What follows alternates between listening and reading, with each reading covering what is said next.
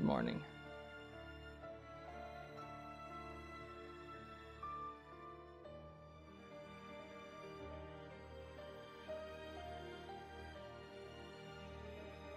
No, I wise can't. Have enough time.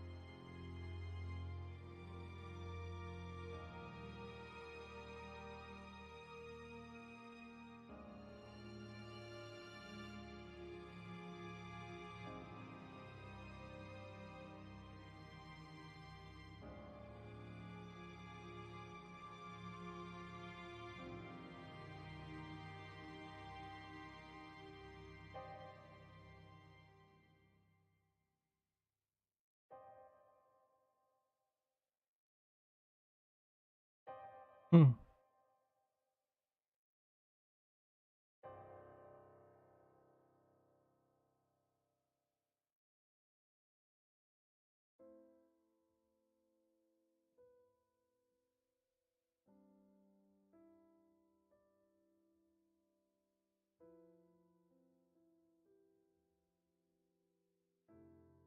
Hmm.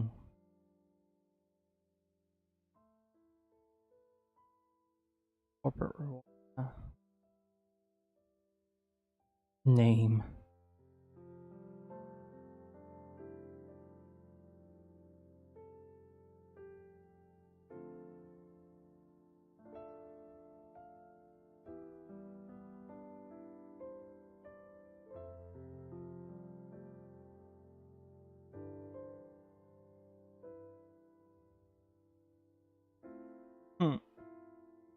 Probably a scam, though.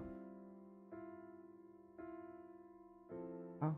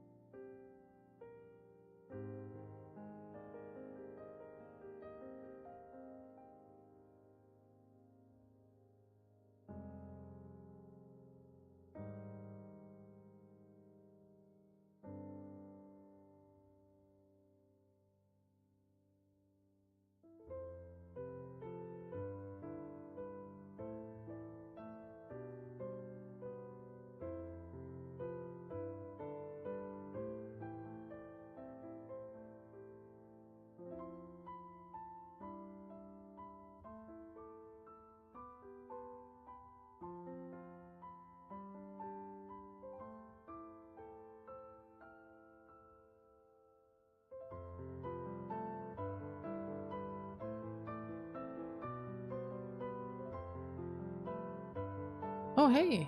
Hey, Mason. How's it going?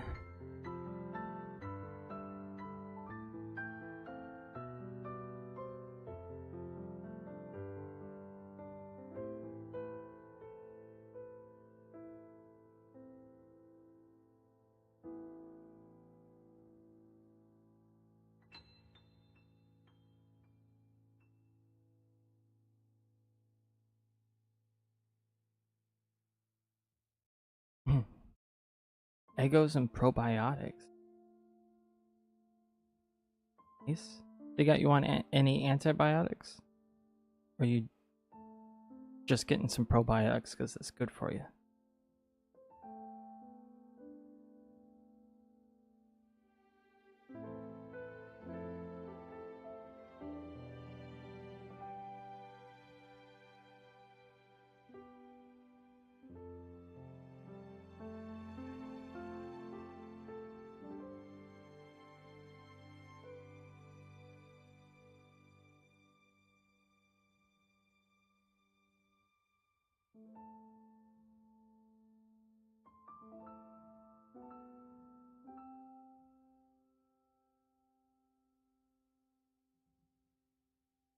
Mochas.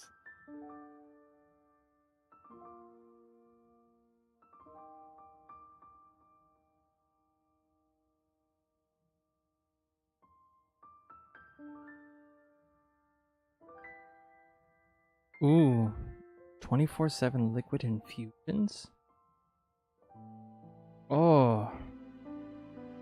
Yeah, that is horrible for gut health for the last 4 weeks.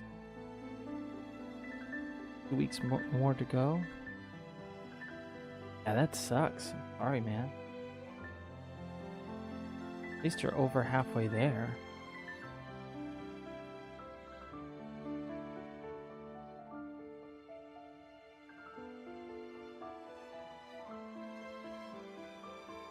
Yeah.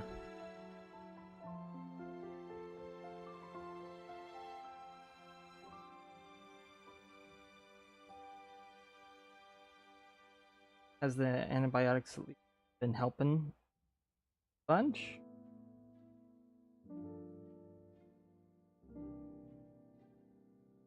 Oh, yeah.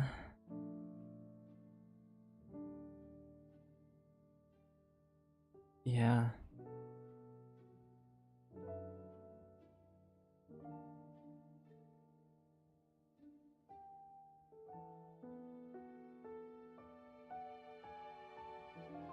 You're gonna have like a double scar there, or go in a different spot?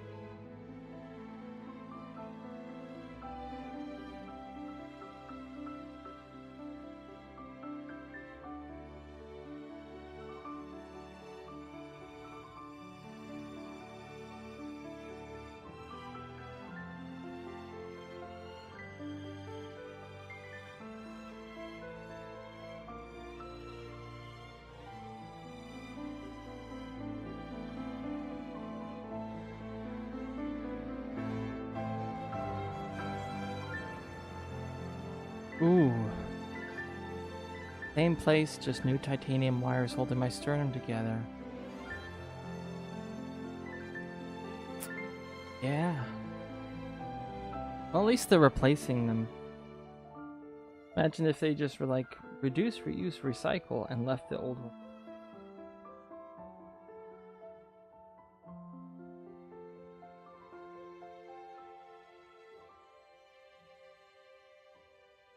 You didn't get the hospital battle pass, so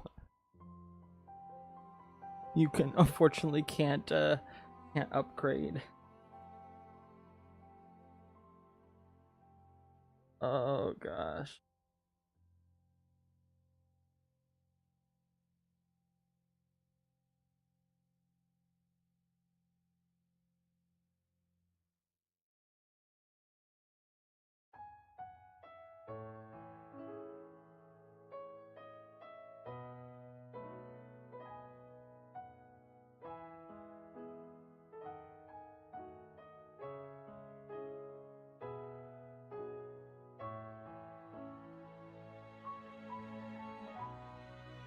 Well,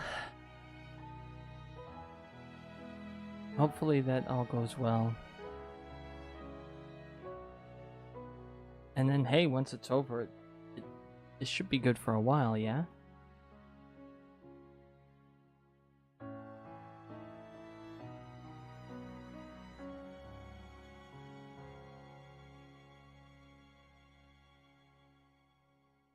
Oh, that is great. Infection down to almost being normal. 30 years until your next open heart surgery. Well, hopefully things don't go on for another 30 and you don't have to.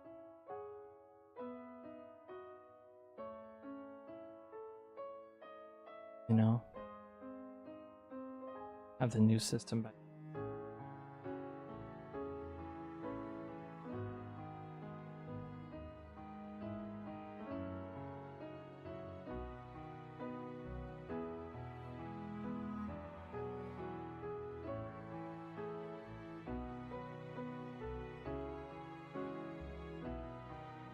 So, what hospital is that surgery gonna be in? It'll be in Portland, right?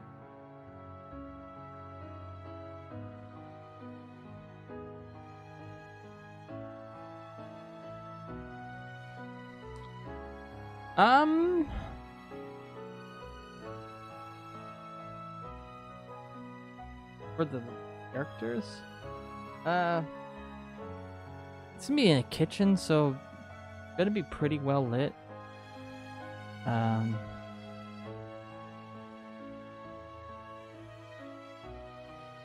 not really worried so much about a light source because this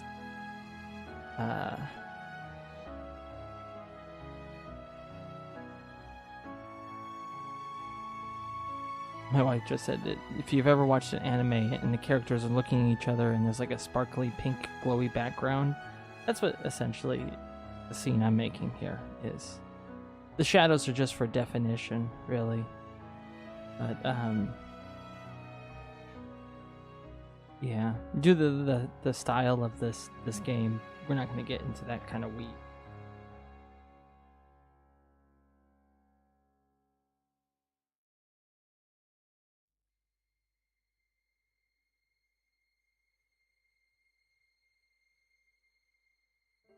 At Legacy YA for a week. Ooh.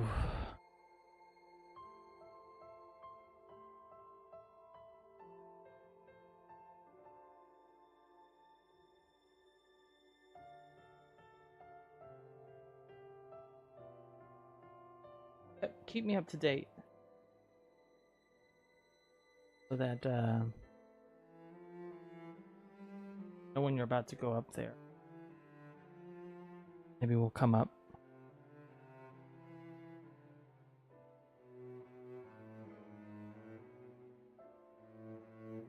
Top 3 animes? I think I've watched like 3 animes, man. The one I'm currently watching with my wife is called My Love Story, right?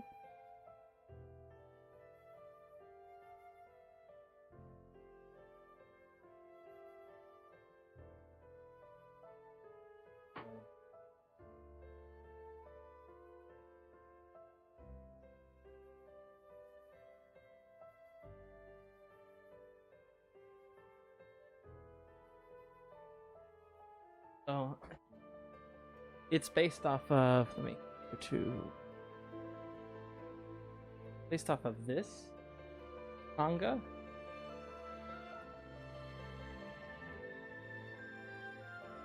So it's about this guy falling in love with a girl, and he thinks that she's interested in his best friend, because everybody is.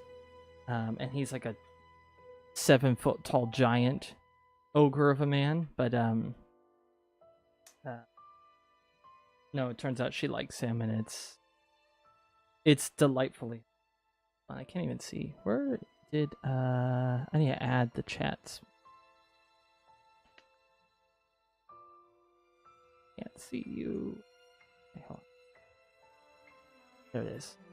Then I'll add the YouTube one just in case I miss someone.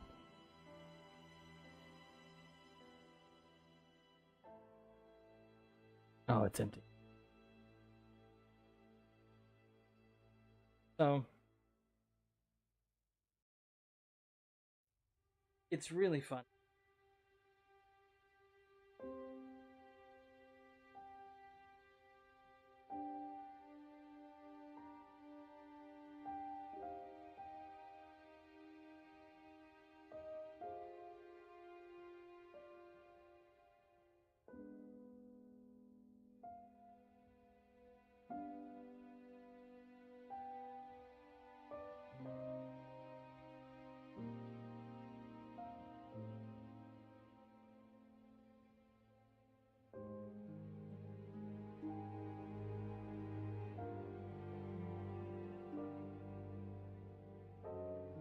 I'm trying to find a good page.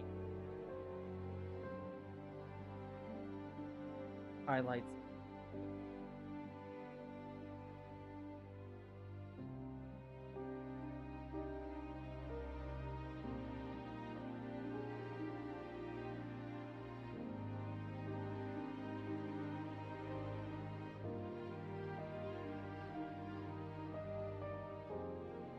Um,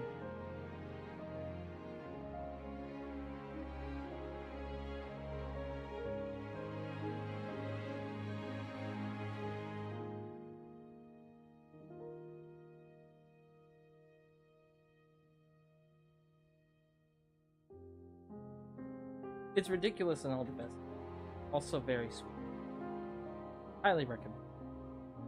We've been watching it on Hulu.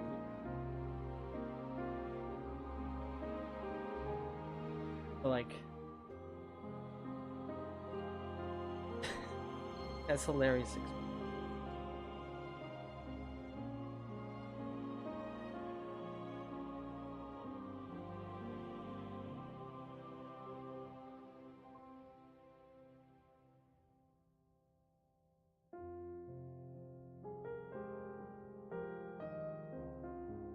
The one where he jumps out of the burning building. Oh, it's this one right here.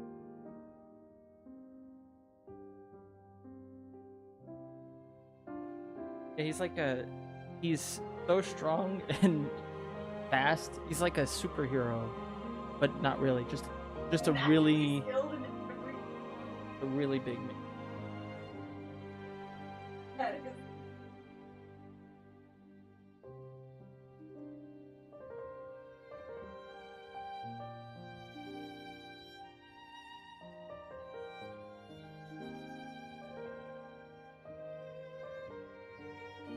So, my love story.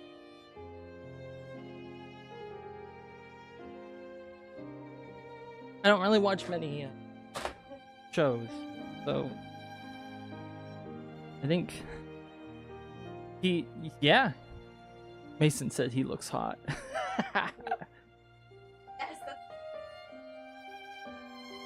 He's like a man. Yeah. Oh, sorry. That's kind of the joke. Like he's not a pretty boy like his friend Suna, but he's really manly, and so a lot of the high school girls, like the main female main character's friends, they're all like, he's so burly, like he's like gross, like ew.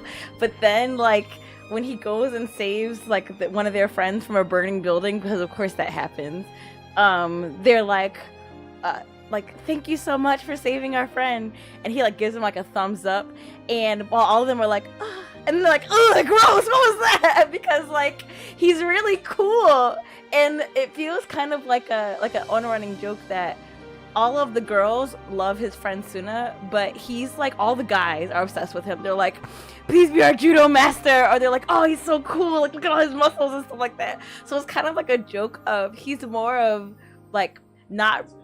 He's like a man's man, and he's like so pure-hearted that it's really funny because like his friend Suna is a pretty boy, but also has no interest in romance, because all of the girls that always confessed to him growing up were girls that his friend Takeo had a crush on, but they had crappy personalities. And so he's used to these backstabby, like mean girls who would talk crap about his best friend, but so he's just like, ew, like I don't want that. But he also is just like, he being Suna, he also is just kind of like known for being like notoriously cold to girls. And so Takeo, on the other hand, has like no popularity with girls at all, or so he thinks. But in reality, it's just because like he was always kind of like ginormous, yeah, like since he was a child, and they were childhood friends, so he's always known him. So it's just like seeing Takeo's good sides are really easy, but also like you really cheer him on. Like it's surprisingly rare to have a manga that is oriented for female audiences with a male protagonist, but he is really great. And in reality, I actually like that author. She's written another manga that I really love because her comedic sense is just so good. And that one she didn't draw, she just wrote the story for it and someone else drew it. But I actually really like her art style as well, so I don't know like why she chose not to draw it. Maybe because she didn't feel like she could do justice to like the burly guy. But her other comic that I really enjoy, oh sorry, I have a customer. I'm on chat, but you know, I've gotta type.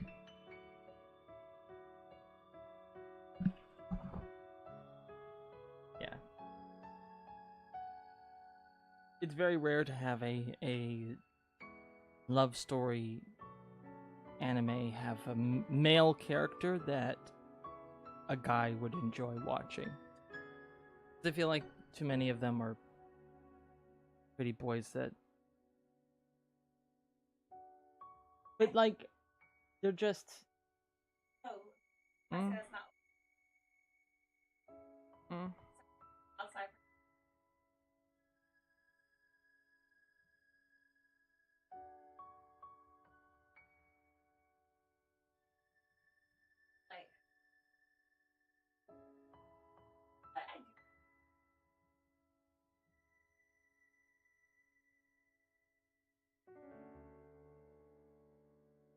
Anyway.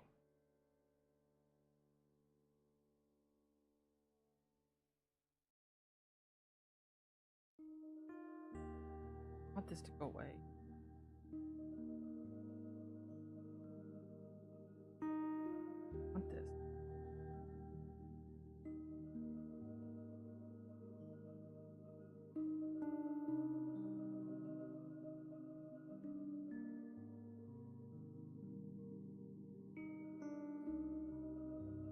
Hold on, maybe I can get rid of it.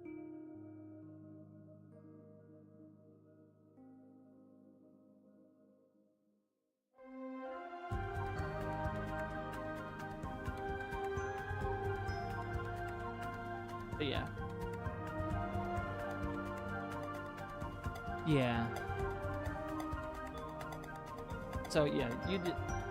I think you'd enjoy that, watching that with Lily.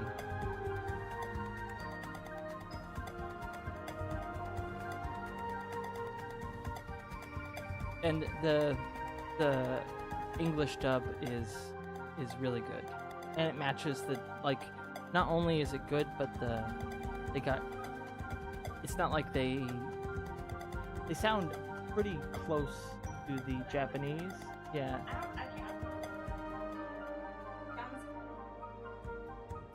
But I think the English voice actors for the main character.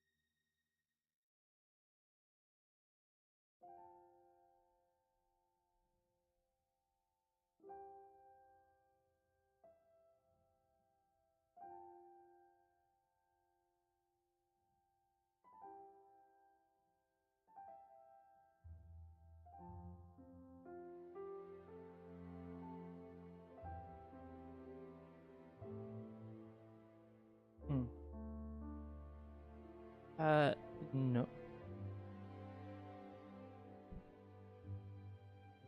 Well, I think the last thing I was saying was about the comedic time of the other comic that she wrote.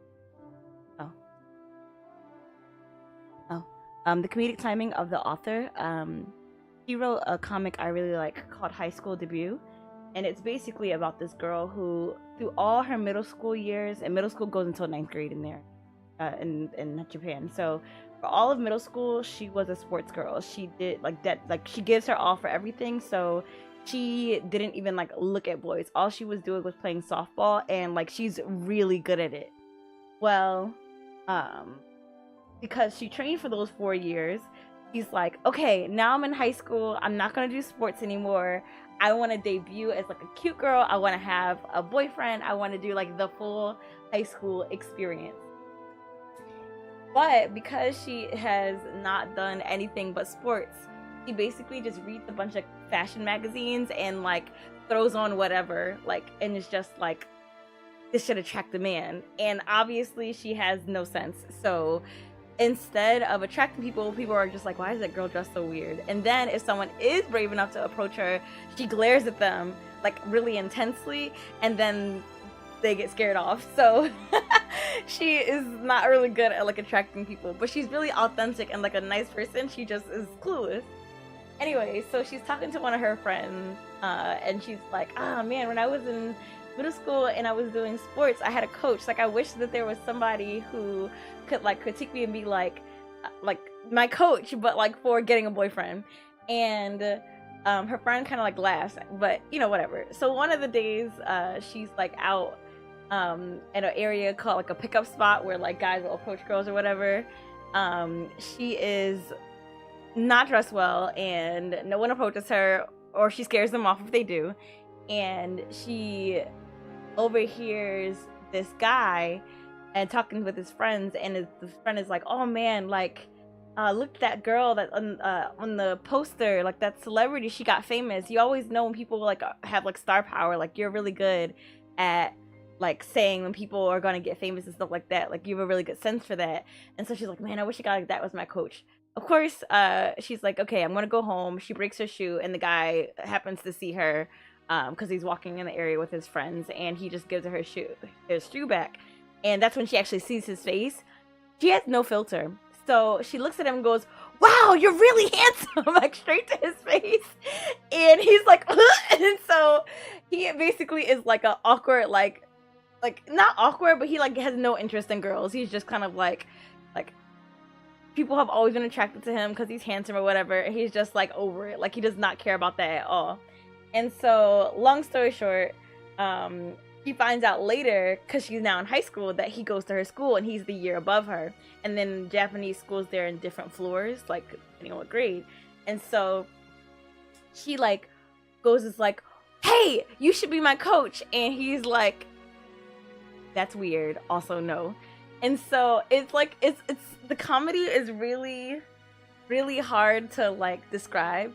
And in truth, the manga is maybe like I think 13 or 14 volumes long, so it's not a really long one. But they get together in volume 4, so the rest of the 10 are about their relationship, and it's really funny. And it's not like a misunderstanding drama, because I hate those where it's just like if y'all had a conversation, nothing bad would have happened, blah, blah. But it's like just fantastic. I have some of the volumes. I'm missing like 8 and then 10 through 13, but I'm gonna show you like an example of the characters, like, and there's the group, there's also like a friend group, and it's just really fun, so I'm gonna grab it.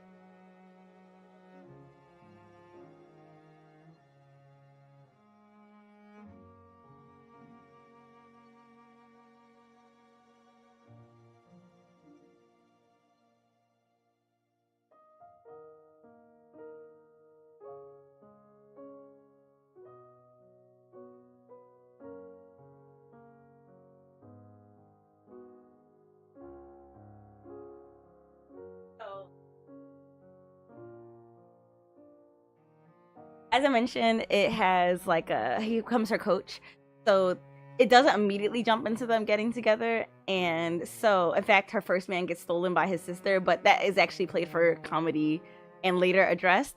But like, so she doesn't get the first person that she ends up actually liking. But this is a good example of like the comedy after like a serious moment of like her crying or whatever the next day.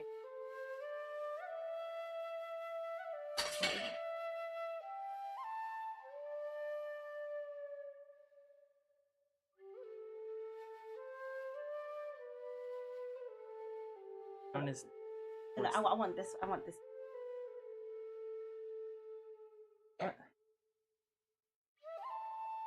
So like, yeah, she has no qualms about making her look like not cute and adorable, and so it's funny. Another trope in it is that she's way stronger than him, and so like she'll get excited and like crush his hand when trying to hold it, stuff like that, because she's a sports girl and he is not a girl.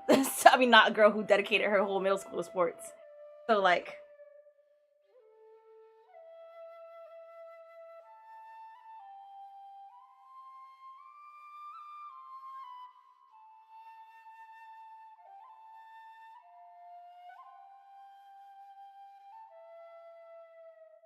13 volumes short. yeah.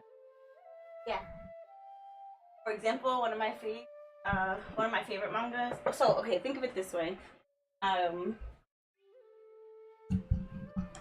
One Piece, 1,000 chapters. Oh no, you can do it. One Piece is 1,000 chapters. Oh, sorry. One Piece is over 1,000 chapters. Now, chapters for manga are released monthly or bi-weekly in magazines. One chapter or 2 chapters a month. So you could think of it as if one chapter is 1 month, you've got 52 chapters in a year, right? Because there's 52 weeks. Wait, no, that's stupid. Half of that. 26 chapters in a year, because we'll say it's bi-weekly. Or 12 chapters in a year. A tankobon, which is 1 book, is 4 chapters usually. So that means that every year you can release maximum 3 to 6 volumes of something. So that means that came out over a course of 2 years, basically. Versus ones where they came out from like 97 to 2013, so they're volume 37 or 40. I have only one comic that is that long, and that one is one from the 90s called Hanayori Dango, and it is really good, but also really messed up, but really good. And then you have like a series like Tokyo Mew Mew, where it's like, I don't know, 4 volumes for the whole thing, for the whole comic. Um, no, I think actually, sorry, seven volumes. So like basically any manga series that is just a couple of months long, or like there I have a series that's just 2 volumes, the whole thing. So yeah, basically, let's say that. Wait a second, I do have up to 13. I am just missing 8. Am I just missing 8? Yep.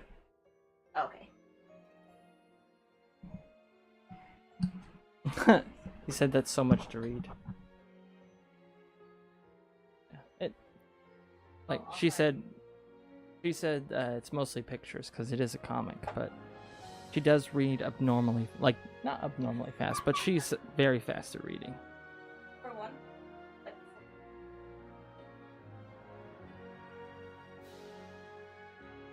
She's bragging about how fast she can I'm read. not bragging.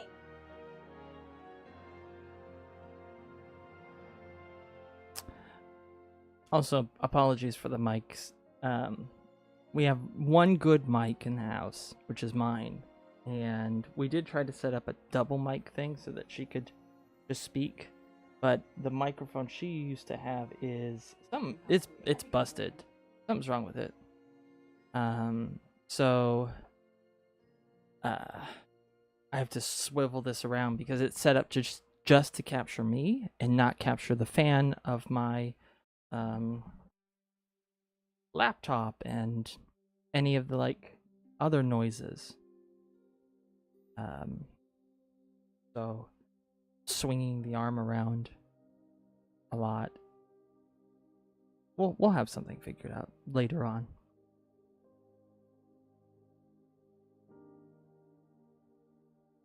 Are you listening to a voicemail or are you on the phone?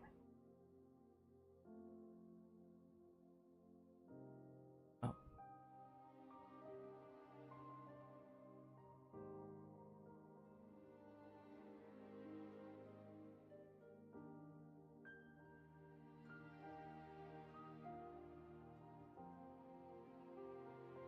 Yeah, I don't read much myself.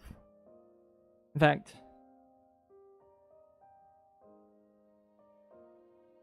I have 8 volumes of My Hero Academia and 9 volumes of Spy X Family, and I haven't read any of them.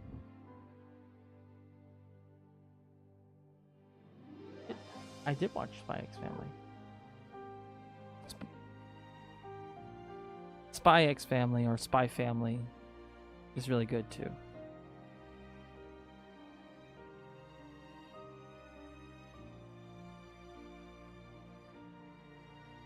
This one's pretty good.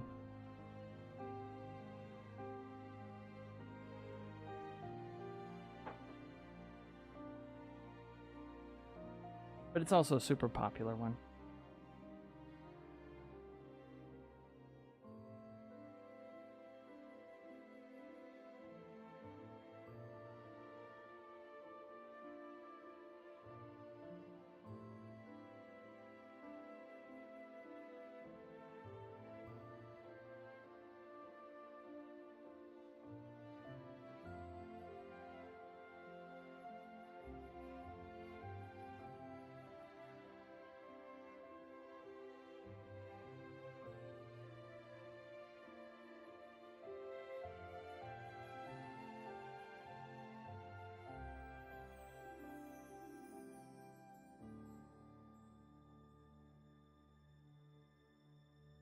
You want to know something I saw yesterday?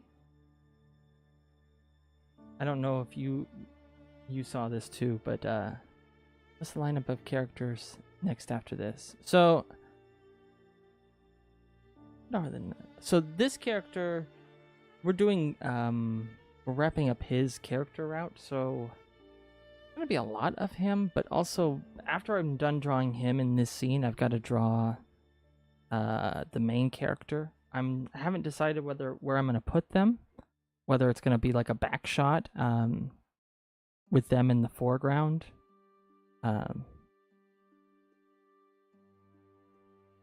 With her in the foreground. What? Yeah. There are other.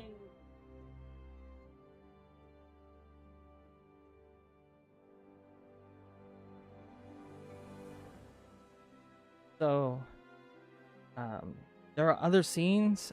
I don't. There are no other characters in the other Diego scenes, are there?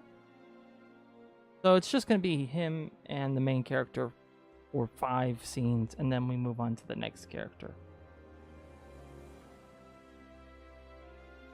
And then once we've done wrapping up the 2 characters' storylines, we have like what?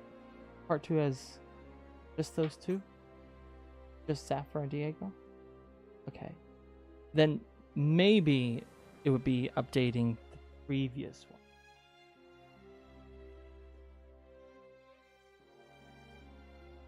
Hmm.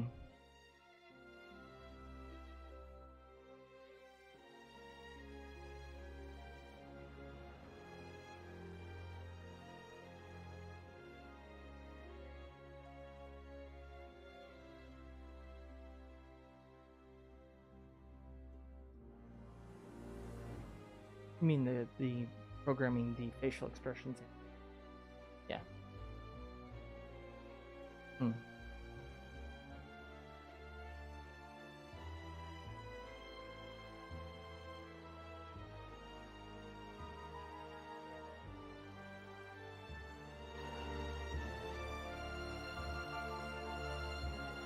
Hmm.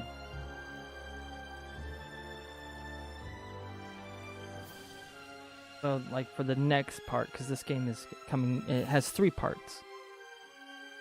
First part's already out. Second part I'm working on, and she's working on. Third part,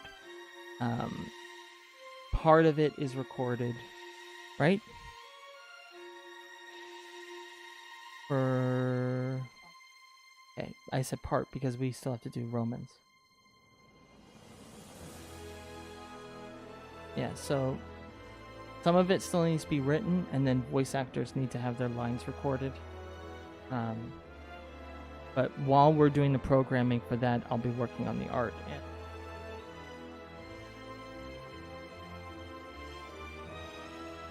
it's someone who's not even like I'm talking to. Context matters.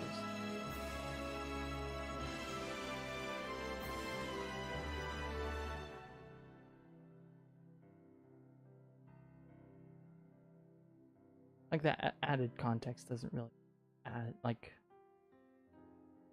Sorry.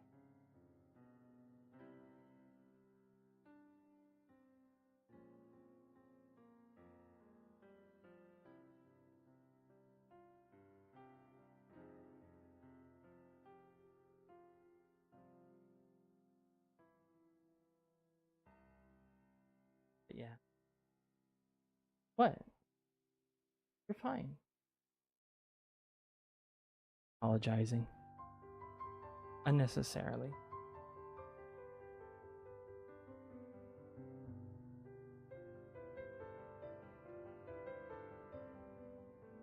If I was ever to bring that up, or that would be the situation, I would just quote the scripture.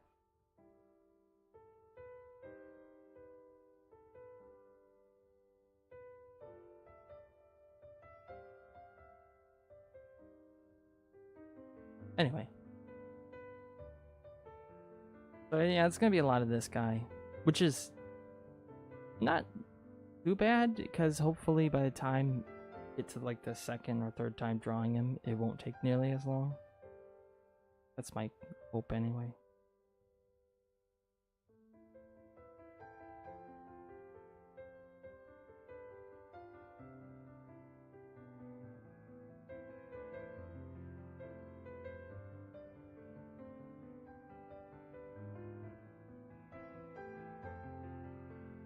So what about you? You said you were doing some art last time we talked.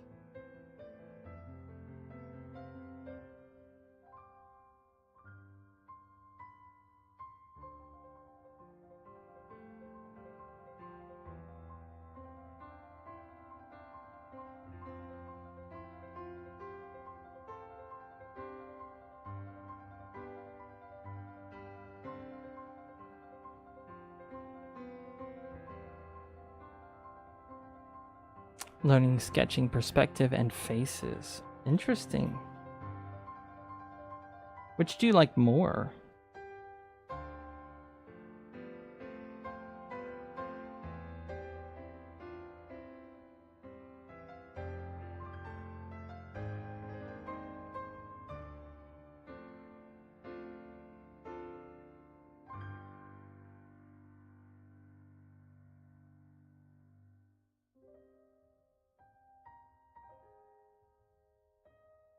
Alright.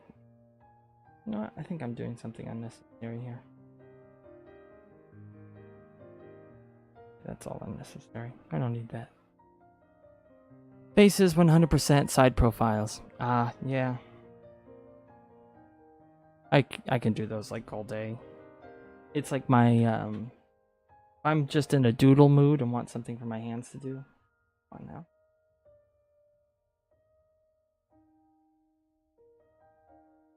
Then I'll just like... Just... Doing like a side profile is pretty easy.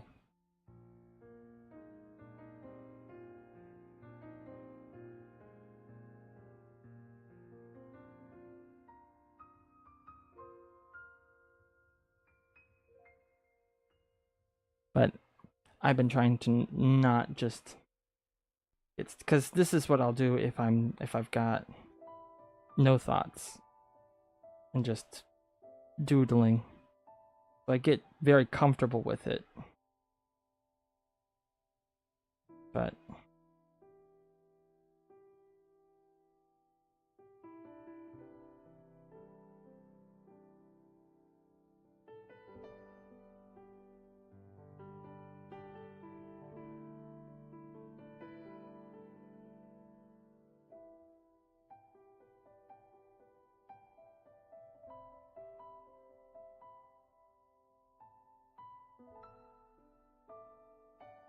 push the ear back.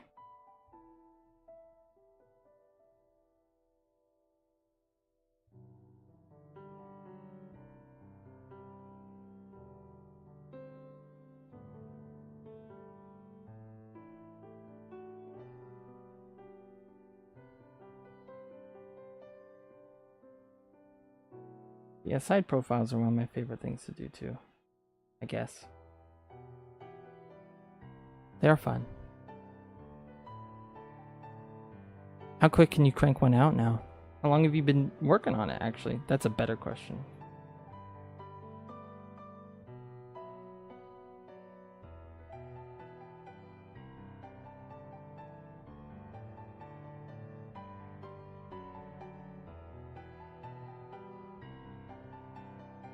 About a month. Yeah, keep it up. Even if it's just a doodle, the Loomis method, I still don't know what that is.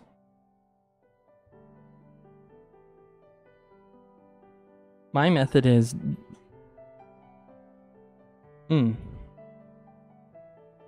The method for beginners, I see. My method that I preach all the time is a doodle a day. As long as you... Like, a lot of stuff is these muscles here in your hand. One thing you notice when kids start drawing is that it's very, like, one, they'll hold their pencil like this, but even if they, like, don't grip it like they're gripping a rope, the movements are very, like, jagged.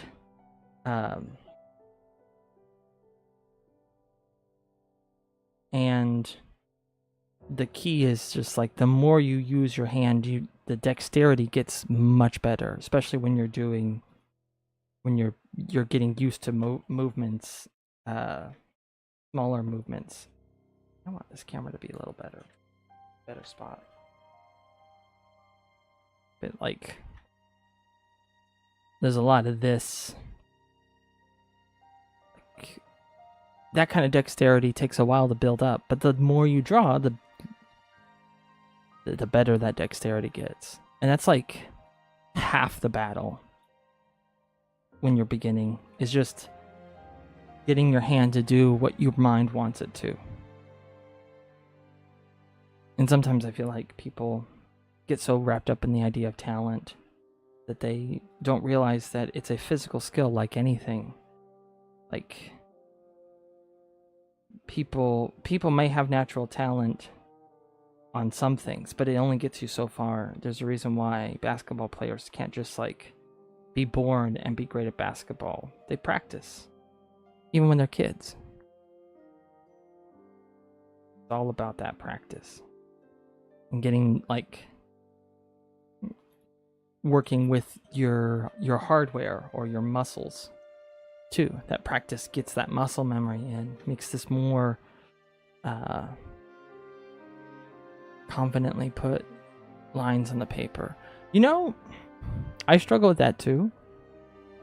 And something, I was watching another art stream of somebody, and they said drawing more from your like elbow and less from your wrist. So using more of your arm and locking the wrist a bit,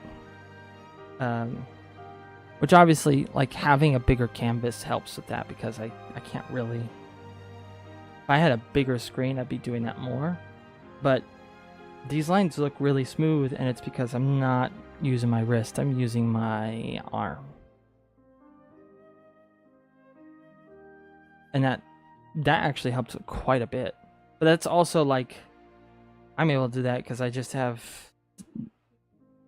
that, my arm also is very well used to moving like that too, so I can be a little bit more precise. Yeah, but it's a great tip too. In fact, when I went to a drawing class in high school, it was just like a pencil drawing. They make you hold the pencil like this. So like, you're really like kind of forced to utilize your arm. You don't get a lot of motion this way out of your wrist. I think that was the point. Also, it allowed us to get the side of the pencil lead too. I think that was like a big thing. But yeah, try more from your arm. And that may help too. Do I do that all the time? No, like, I still use my wrist, but it's whatever you're most comfortable with. I am practicing with it though, just getting used to that. Because it did help right away. I was like, huh.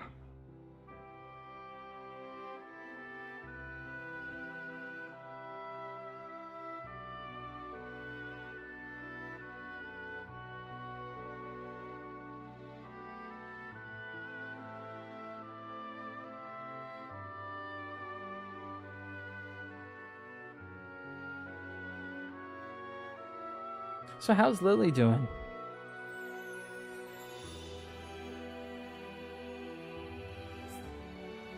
It's been forever since we like got to catch up. I think it was like the assembly, maybe.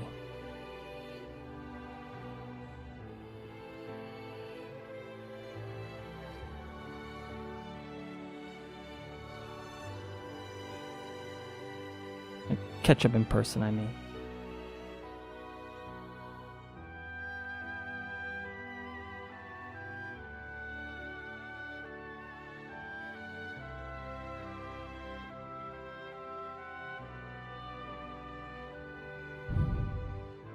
Ah. I should take care of our apartment more. He said that his wife's super busy working, and he's the one taking care of the house.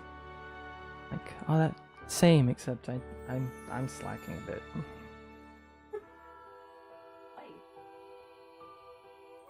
I guess that's true. I have been taking care of Jasenia a bunch.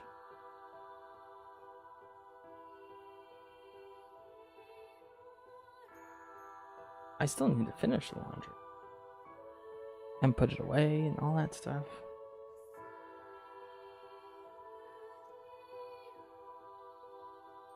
Yeah.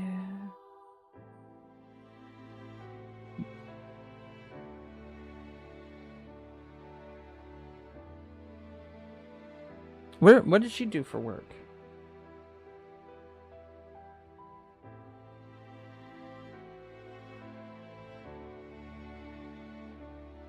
Oh, you got an appointment at 11. Oh, you better run. Alright. Well, my wife says don't run too hard. But, yeah. Thanks for stopping by. Catch you later. Hope you don't miss your appointment. Take care, Mason.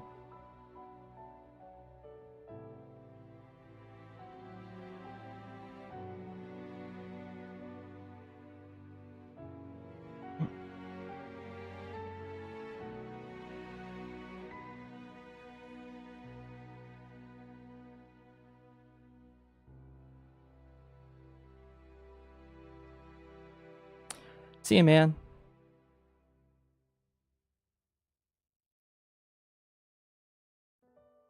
I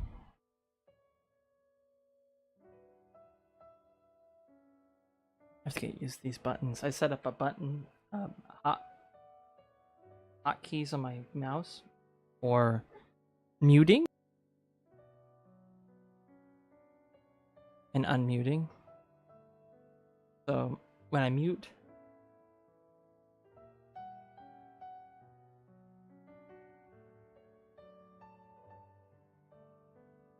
and unmute like that.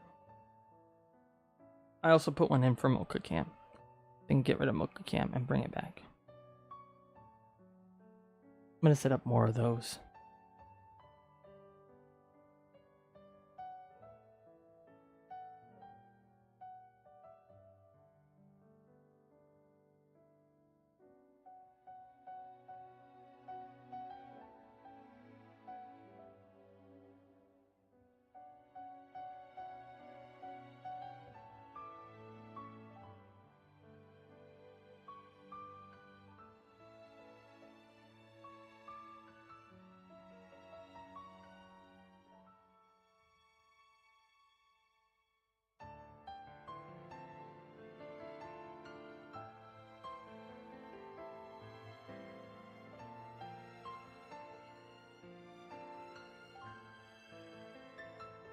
Oh, I didn't get to mention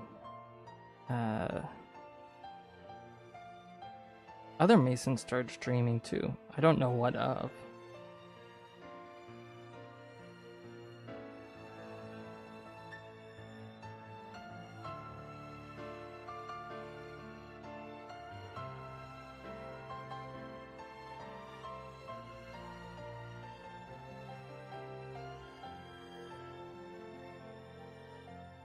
Excuse me.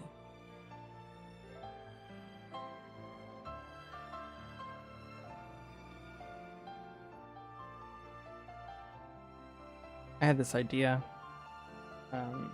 when I streamed on Discord of to have access to more hotkeys while I was playing games.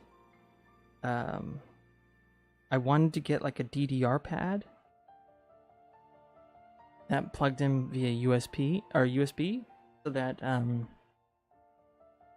I could convert the key, like the buttons on the DDR pad into like hotkeys, so that while I'm using my hands for something, I could use my feet. And they have foot pedals for like your computer, but guess what? They're expensive.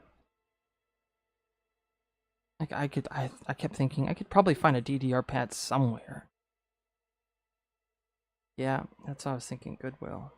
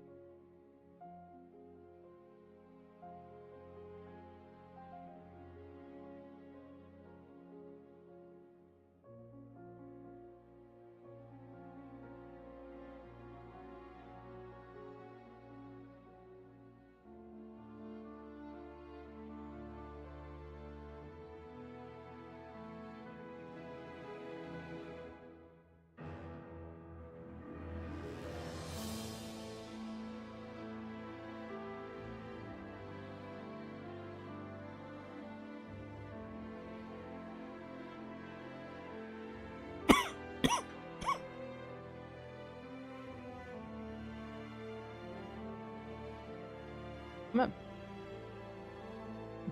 be right back.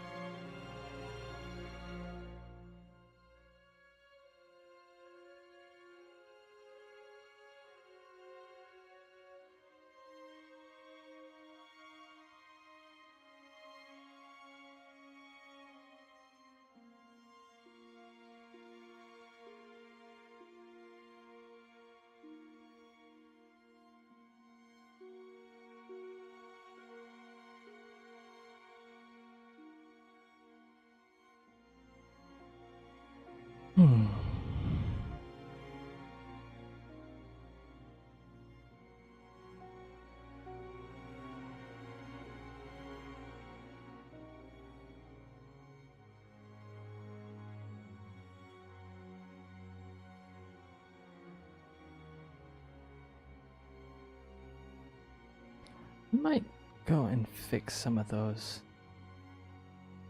scenes. Like this one needs a few things added.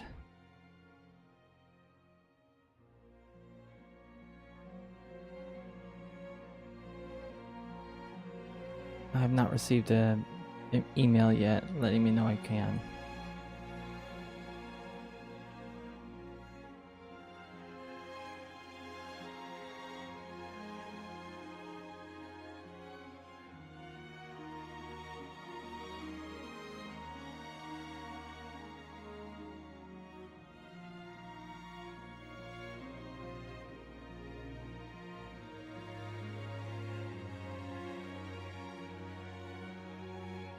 What?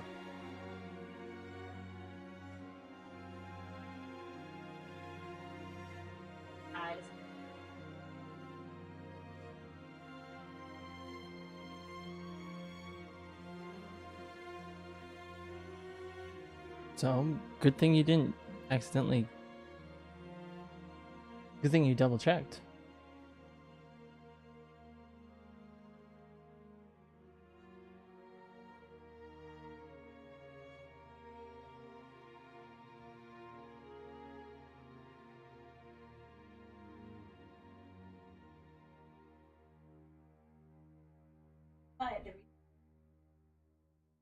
Our ad cam reward. So I've sent.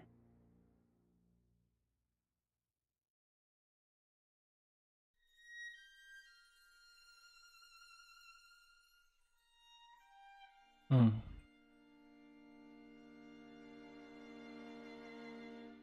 But hey, at least you didn't get caught.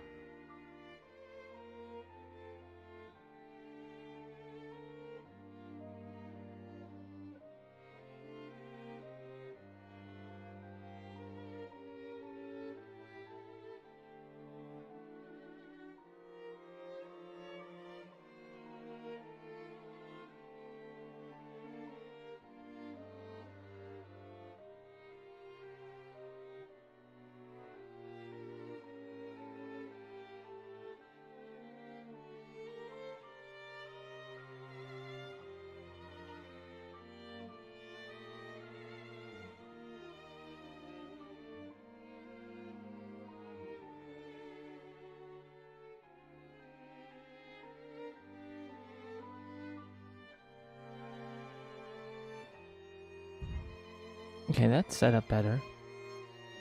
Restream looks okay. There we go.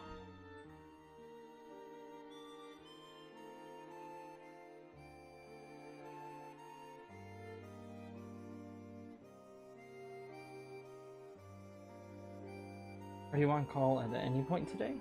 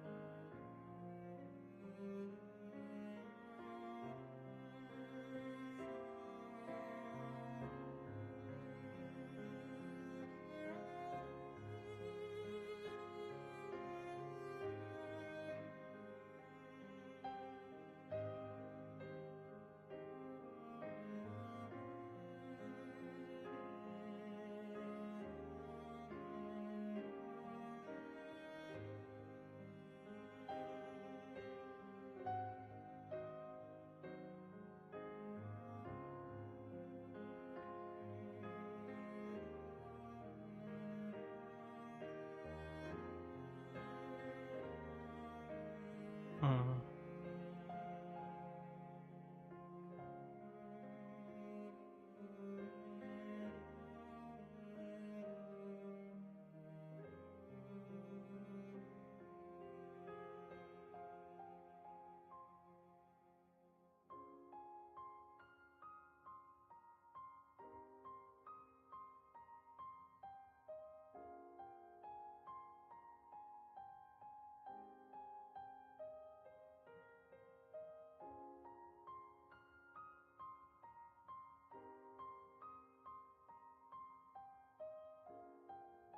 Oh, hi. Hi, Scipio. I'm doing okay. How are you?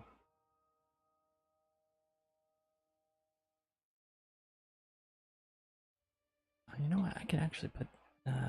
Oh, nope, that was a mistake. Yeah, but that.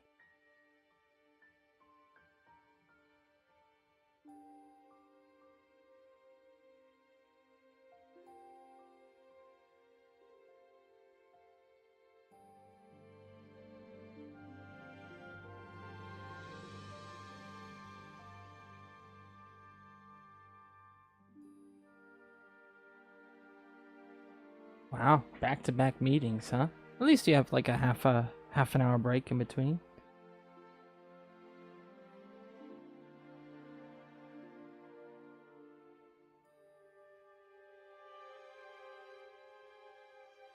So what's new?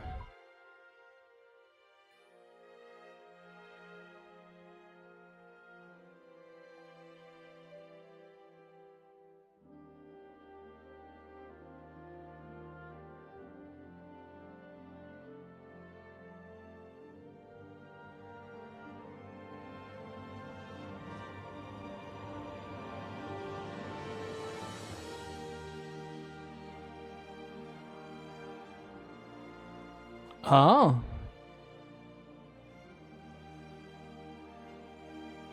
oh, nice. I haven't talked to Dope Boy in a while. How's he doing?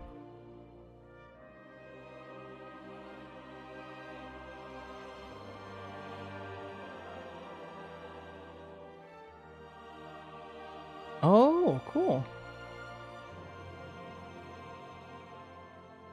I hope so. It took a while for me to do his art, so there was a lot of back and forth. I'm glad. Oh, in a band. Very cool.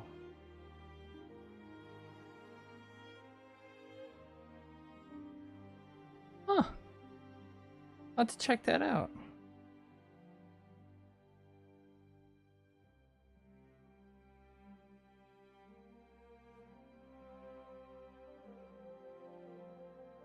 You know what kind of music he does? Him and his band?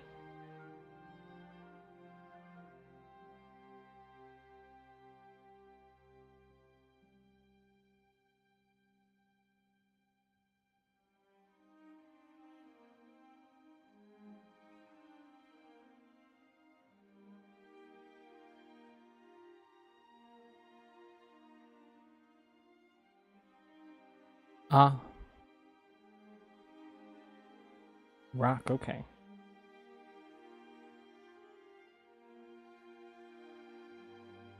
Well, that's cool. Yeah, I'll definitely have to give it a listen when they drop their album.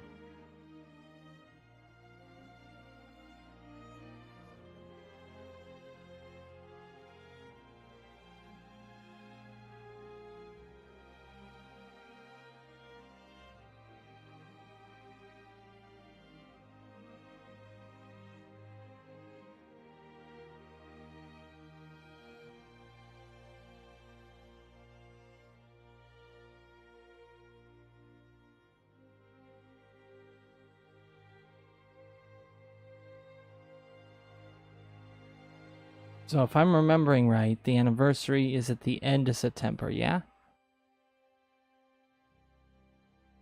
I'm just double checking because I think so.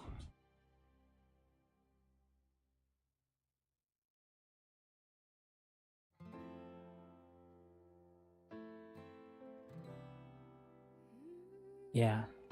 Okay. So I want to plan out like times to work on art for that. September 30th? Okay.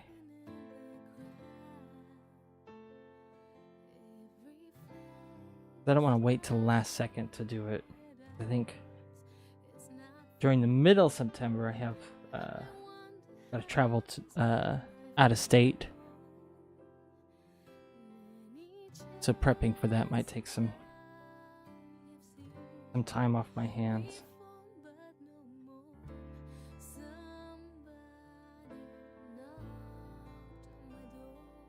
But we still got a bunch of time. I was showing my wife some of the past anniversary images that was done for Metroid's anniversaries.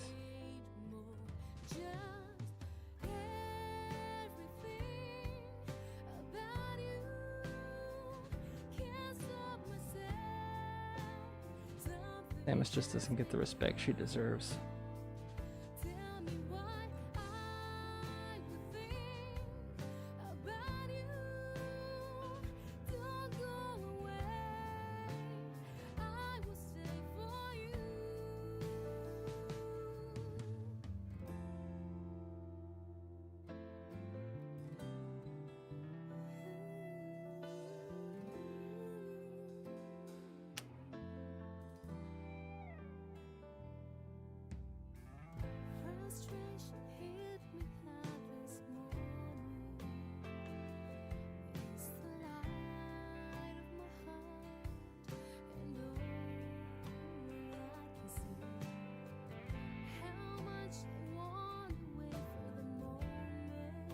So, with these meetings you've been going to, are you presenting at all, or is it just something you're attending and you've got to listen in on?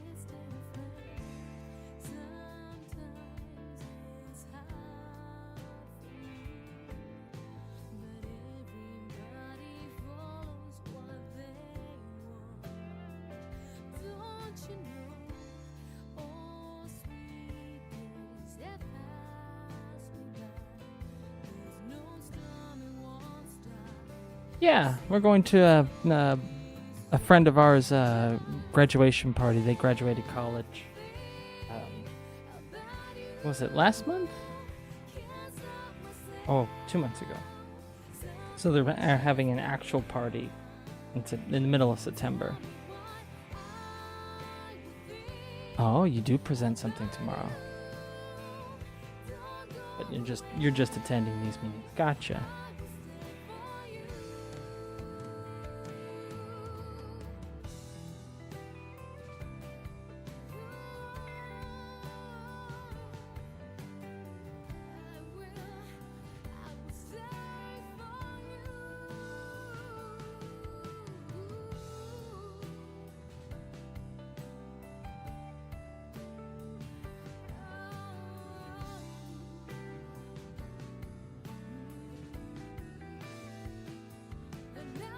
You nervous about your presentation tomorrow? Or is that something you don't typically like get anxious about? Because I know for some people it's something that they dread, and other people are just like, eh.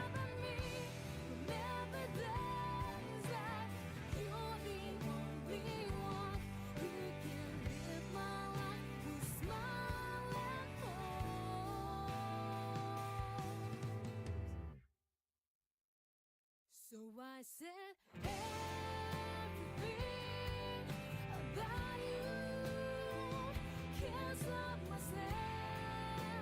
Something's just begun. Tell me why Oh, once a month, okay. Don't get nervous. A lot of public speaking practice, low-key. Same.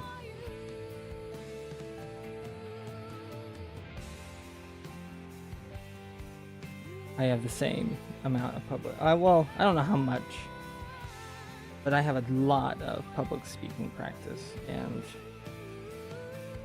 funny enough, I think the only times I had like present something at work. Was never like a serious meeting. And eventually I stopped volunteering to present because during those meetings I got harassed by an older guy who didn't understand the things I was demonstrating. And so to avoid the harassment, I just stopped offering to present some cool things for the department to learn. Which is a shame because I do like presenting and public speaking a bit. Which is funny for somebody who is a shy introvert like myself.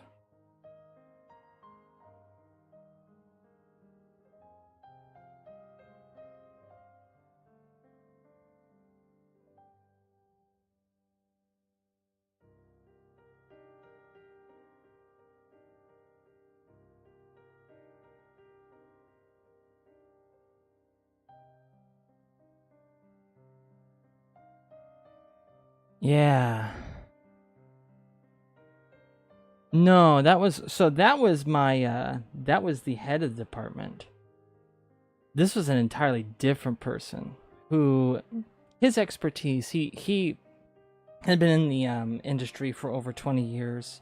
And keep in mind, like, AutoCAD's been around since before Windows was a thing. And for him, everything he did was through a Lisp routine or a basically a mod file that you would write Python code and modify your AutoCAD's base code with. And so if it wasn't that, he didn't want to hear anything about it. And even if you did have some understanding in that aspect of things, he still thought he was better than everybody else. He'd often like interrupt my private, like they weren't private, but my conversations with other people in office just to tell me to shut up because I don't quote unquote know what I'm talking about. I ended up reporting him when he started to slander other people in the department. Silly. You should have reported him yourself. Yeah. It was stupid.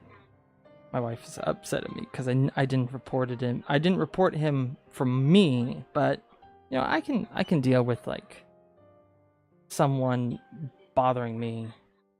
But as soon as it started, like, we had someone in our department who was branching out and being used by sales because he was developing like our website, and he taught at the local community college for like Revit software. Yeah. And this kid, he's super smart. Like developing, like, I think he was even trying to develop an app for the company. And this old geezer tried to say that everything he did was stupid. And one, I told him off right there and defended our coworker who didn't work in office. And then I made sure to report him. And he didn't change his behavior so much. Like, if he got in a conversation, he would still be a jerk, but he just stopped talking to people altogether because he couldn't control himself. I guess that worked.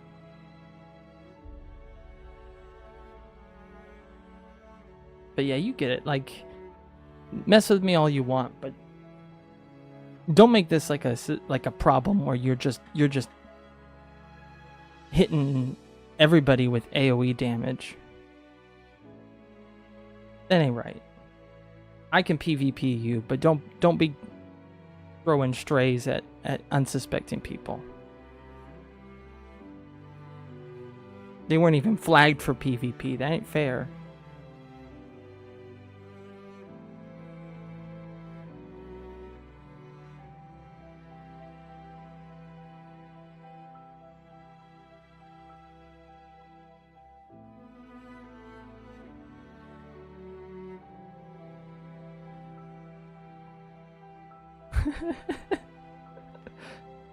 Yeah.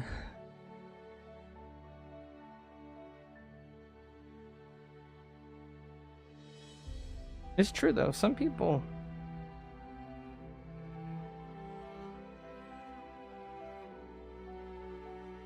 do just try to pick fights with those who aren't even fighting.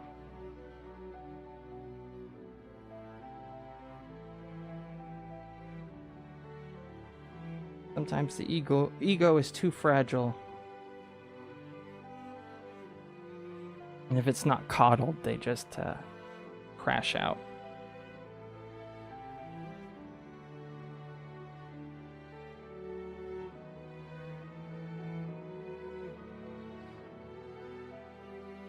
But that was like one of the big reasons why no one could keep up with the advancements I was making in my department, because I was getting harassed.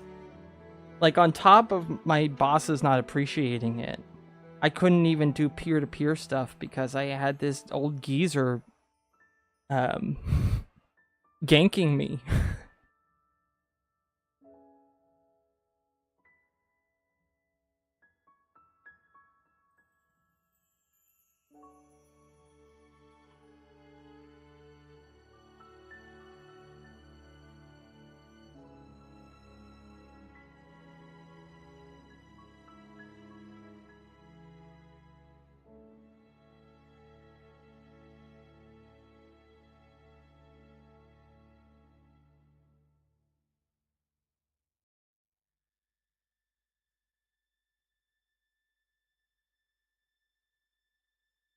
I remember too, he liked to like pull office pranks and mess with people's stuff if they weren't in the office. Never touched my stuff though. I wouldn't have killed him. No.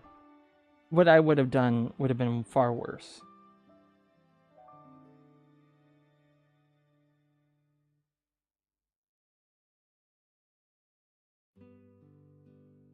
It would have been subterfuge of the highest degree.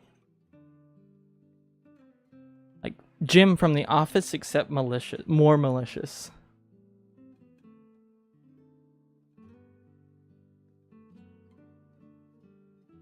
Mm-hmm. And I never made that known either. He would have never gotten a warning. It would have happened. Oh. How did these get here? Oh.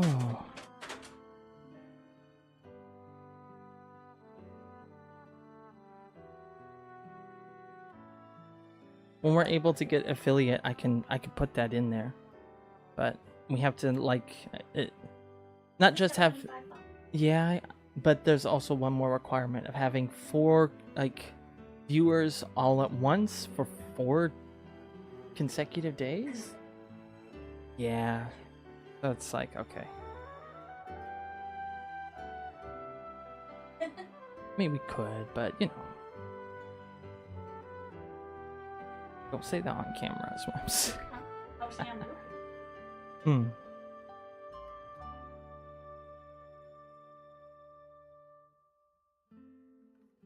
Yeah, no one can hear you. At least I think.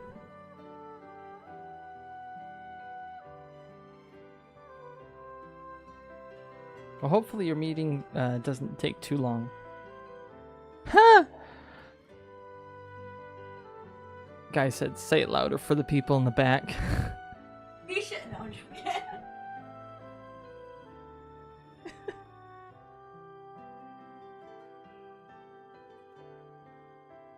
Is it a long meeting you've got coming up?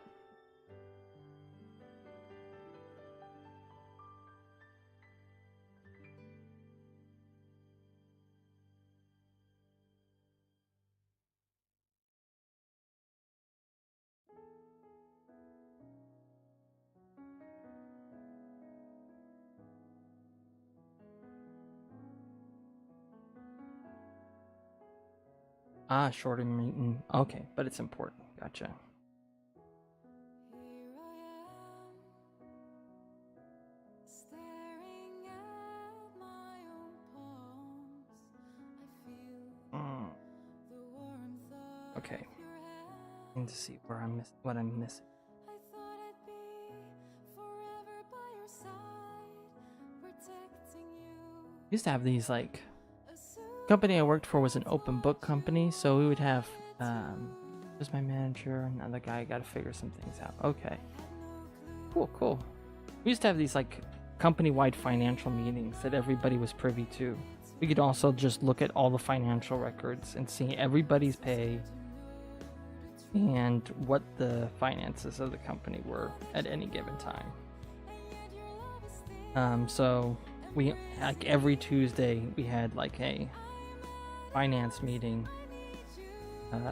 People were expected to attend so that you had an idea of where everything was going.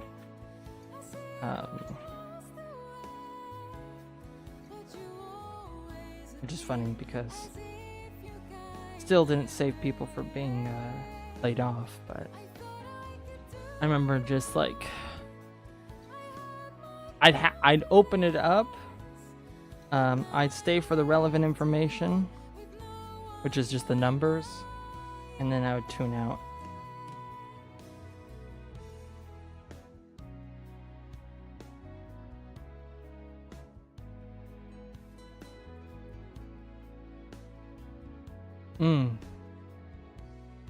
I gotcha.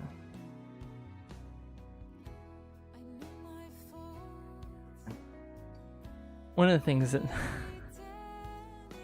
the company I work for got suckered into was paying for like a new logo and new font, but the font custom, and they were like, we're gonna use this in all our emails, but no one else could see the font because they don't have it downloaded on their computer, so it's just gonna default.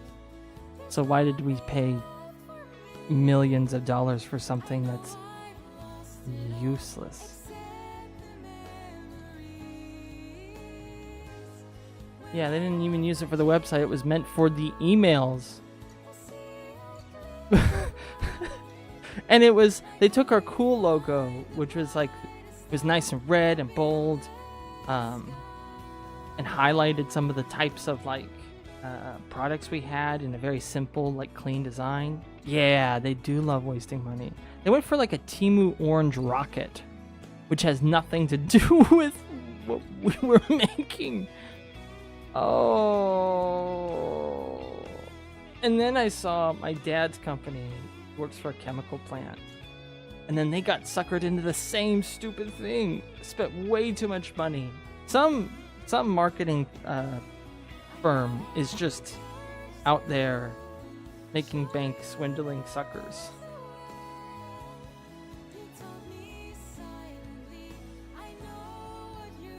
It's like nobody read those papers from the Pepsi like rebrand where they they presented all this data on like why the new logo was so much better, and no one really cared. No one like was like, wow, no one really cared about that new logo. It was all just fluff.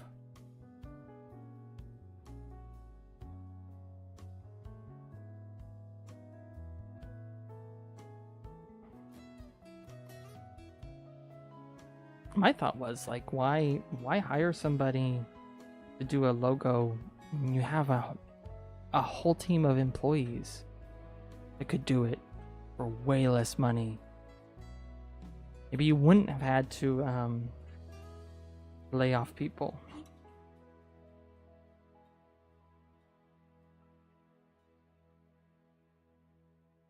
Like overall.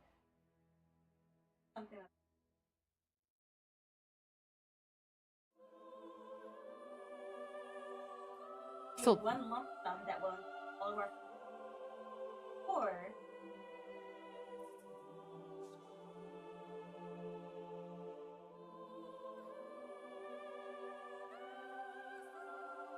some stuff.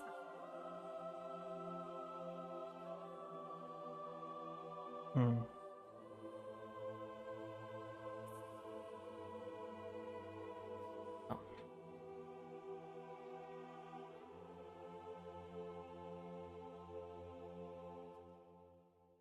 I hope at least that they get something out of that new logo and new font, because that would be really embarrassing.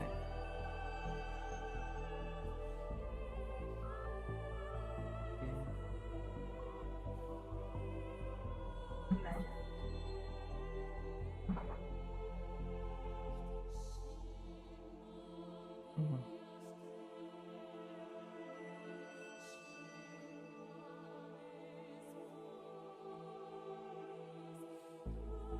Sure, people don't tend to admit when they make a mistake. They'll save face no matter what. Typically, majority of people.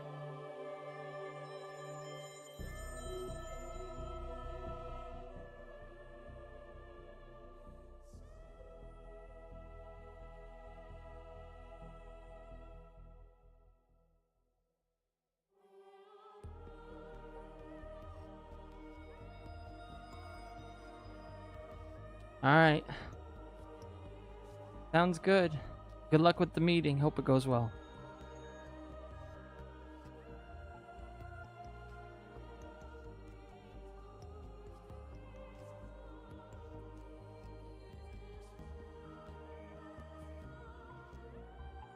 Yeah, no problem. Thanks for stopping by, too.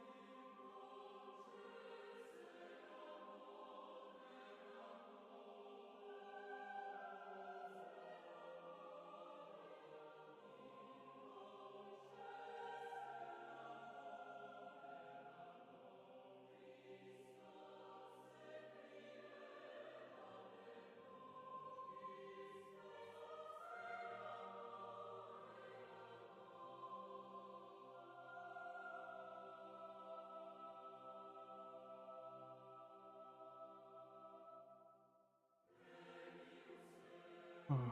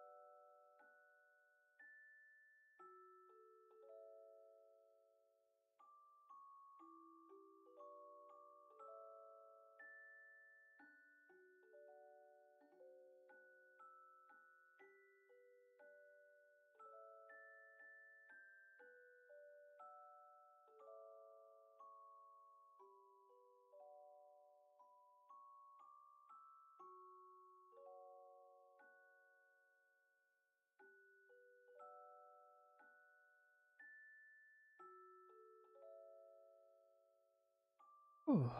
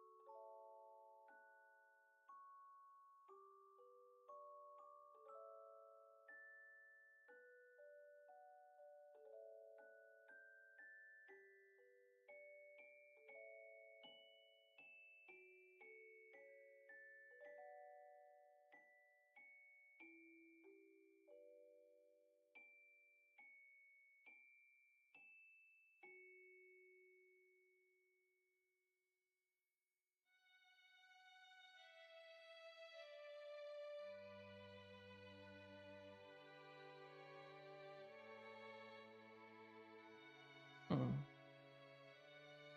Aw, cute. Yeah.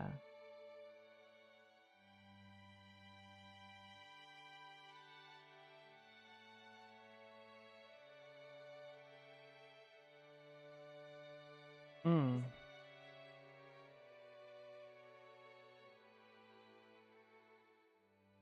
She puked him up, but she loved them.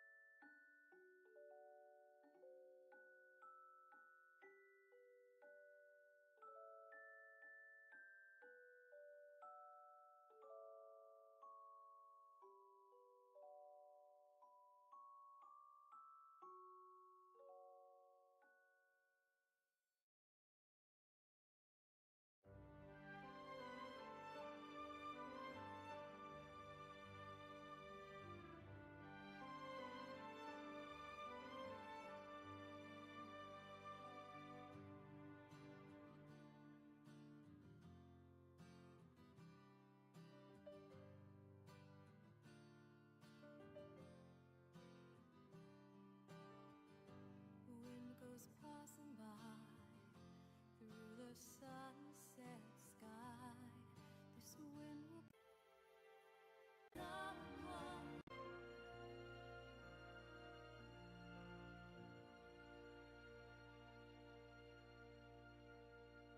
Okay.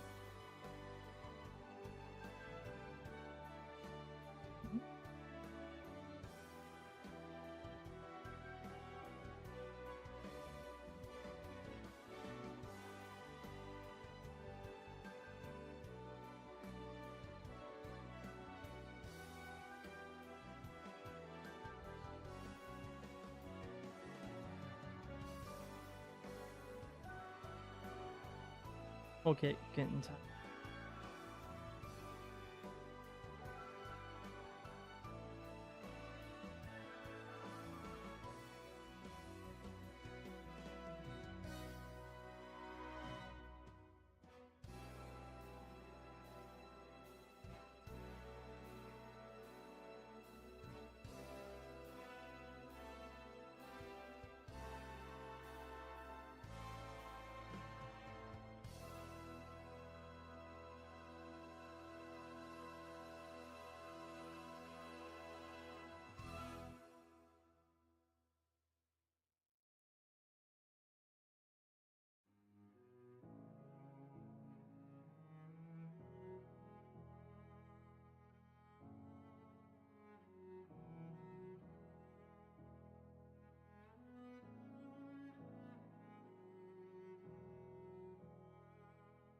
Get a little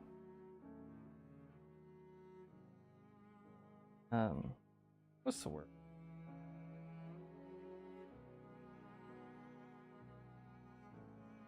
You wanna know something funny? After telling CPU about some of the stuff that happened at my old job, guess who happens to text me? Donnie. He was just checking in, hear how Japan was and how the job search was going. I gave him the whole spiel, even included how I got rejected because I couldn't drive a semi truck.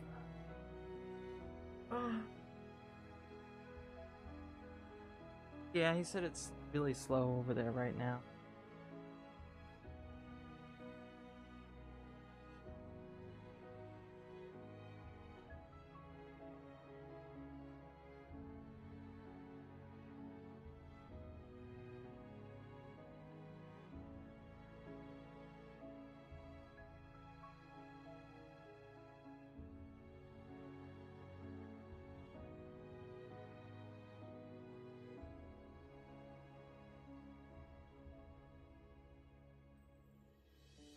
I sent it too.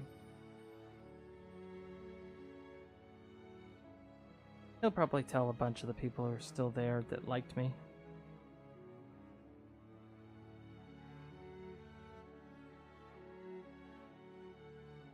I do miss those guys.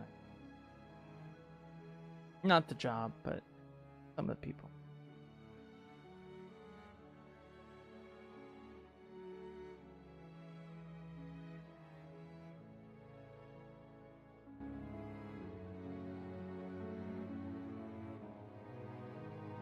Why did you threaten the crate for Mocha? What'd she do? Oh.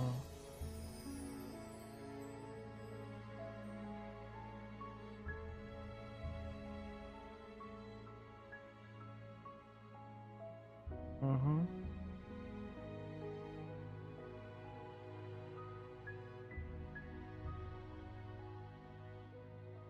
Yeah, don't overdo it.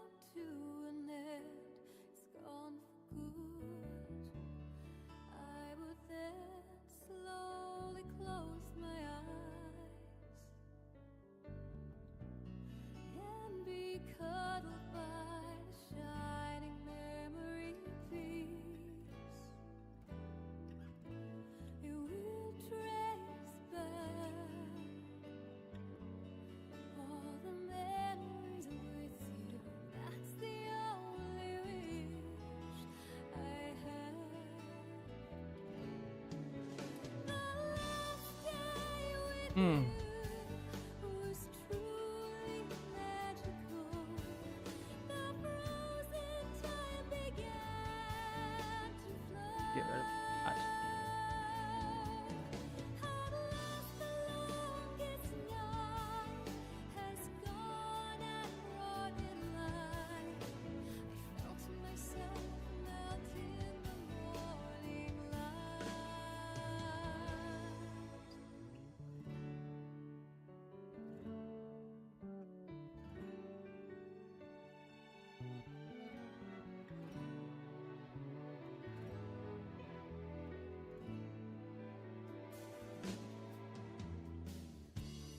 Final grain of sand is brought. I will slowly, so quietly fall into sleep. I see you just fade away. Your silhouette is gone the Of course. Hey, Mason. I'm basic. This is all I've got right now. So, yeah, Monday through Friday. I saw that you were streaming yesterday. What are you streaming though? I didn't get a chance to tune in.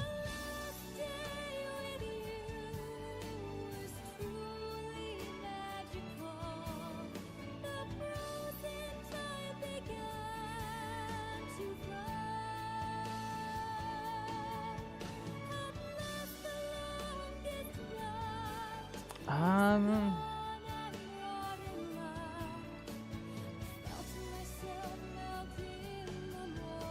no, I saw it on Discord. The thing said that you were live.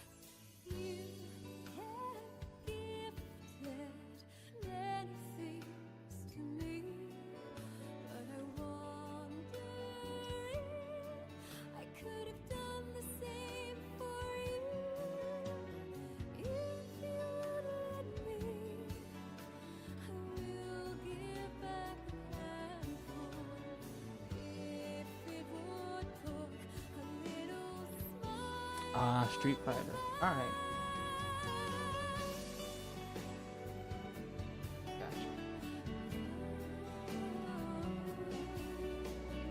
Gotcha. Other Mason was here a little bit ago. Actually, had a doctor's appointment at 11, so he had to dip, but he came and chatted for a bit.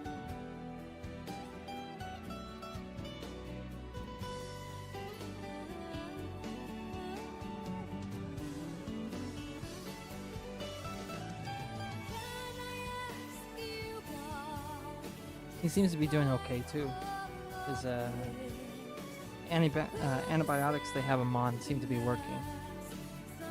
Yeah, I think he said he's got, what was it, 2 more weeks of antibiotics and then they gotta cut him open? Yeah. It's not the first open heart surgery he has had either. He's had multiple. They're gonna be like reopening his sternum up and taking out the old titanium wires. And then when they're done, they're gonna replace them, put some new ones in.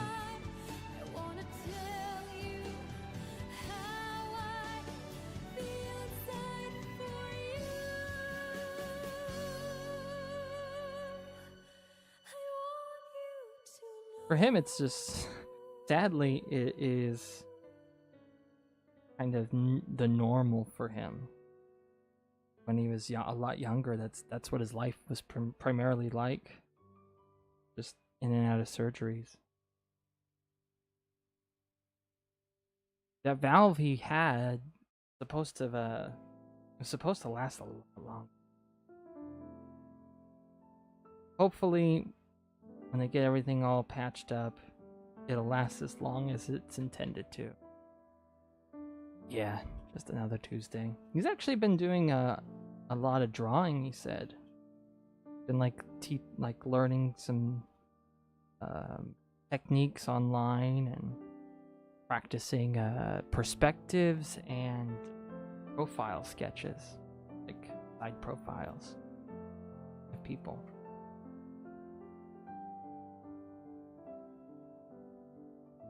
He can't work, so I think he's trying to keep himself from going crazy. Kind of like me.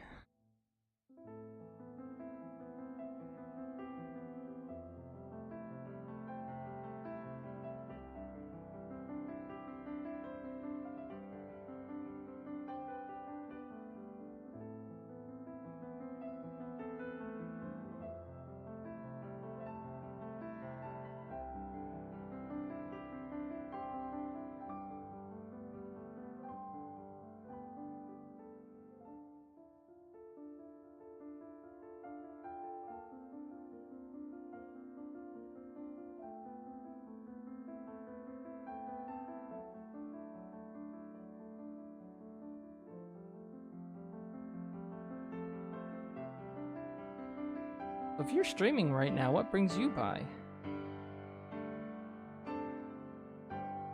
Waiting for the next match or just taking a break?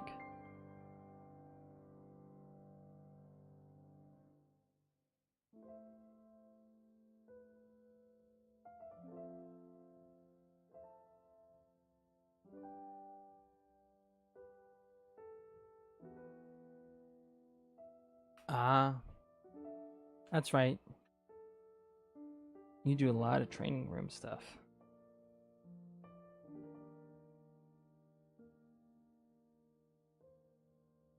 Pick up anything cool recently? Yeah, you are training. I can't last very long in a training room. I get bored real quick.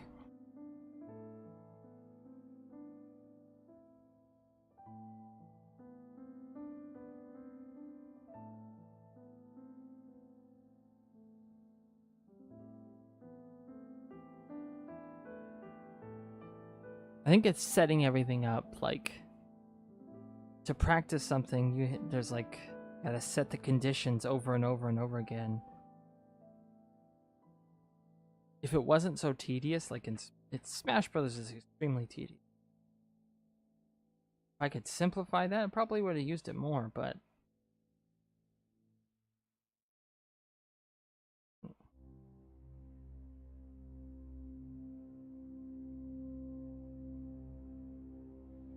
ah, yeah.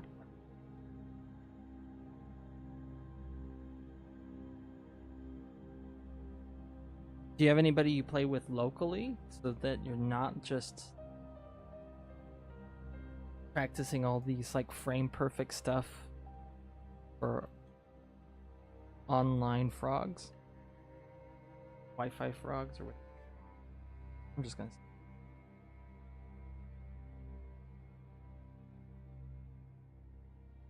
Oh.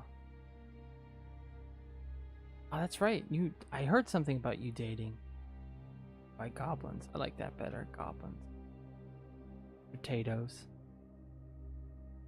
Hmm? McDonald's? Yeah. Hmm.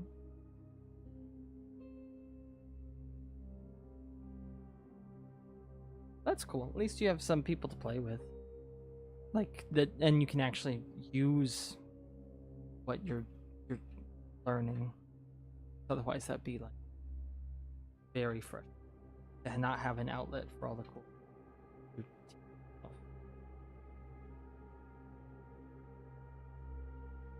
Who are you dating, by the way? I never met her. And you haven't introduced me. To be fair, though, I haven't like seen her in a while. And maybe you did tell me and I just forgot. That's also a possibility.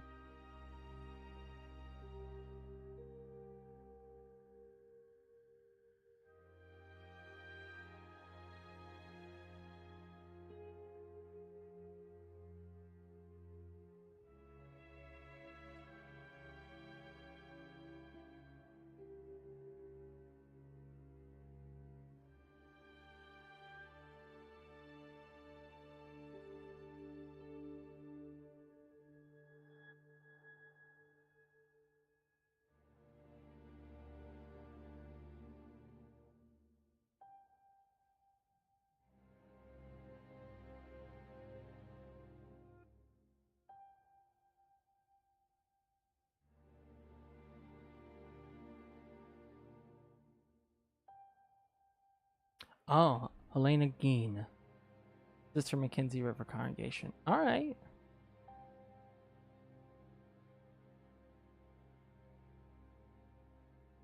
Very cool.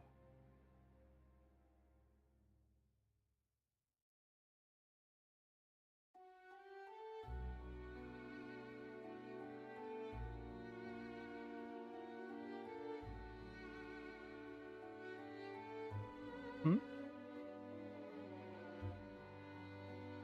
Oh, you just recently moved over there. You got your first talk this Thursday. Oh man, you better pull out your A game.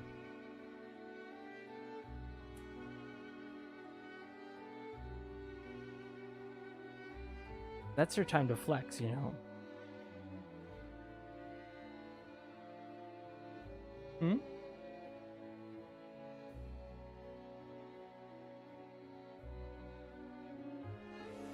No, but that is a good point. That's how Jasenia got me. The first talk I saw her give was fantastic. It was pretty much GG's after that. The end of a game, you say good game. Basically game over.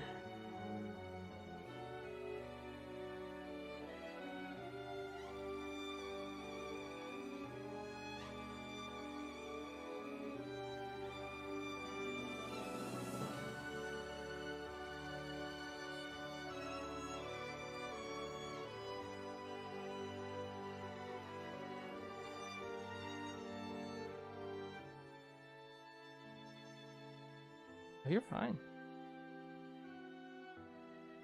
Mm-hmm.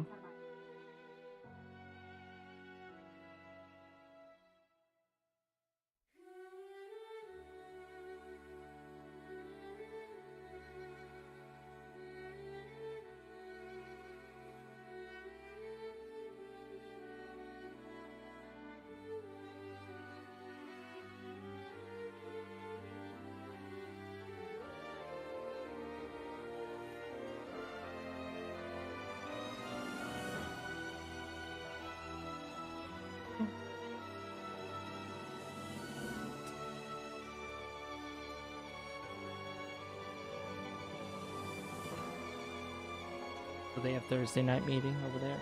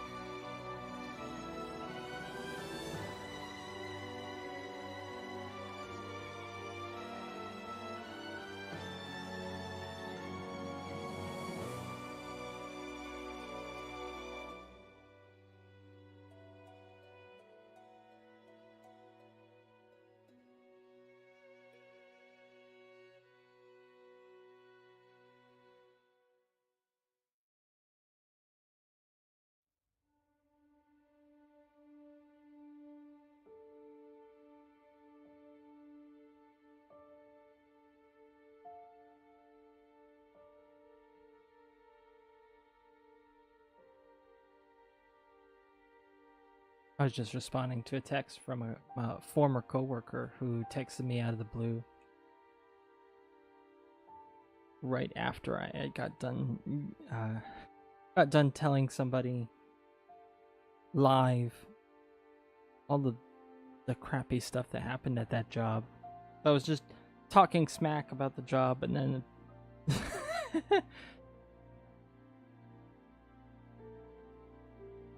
that very moment someone texts me to just check in. I hadn't heard from them in a while.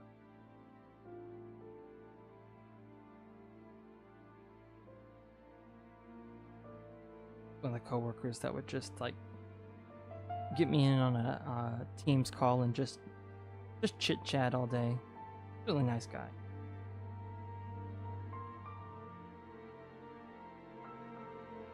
witness to him a bunch too.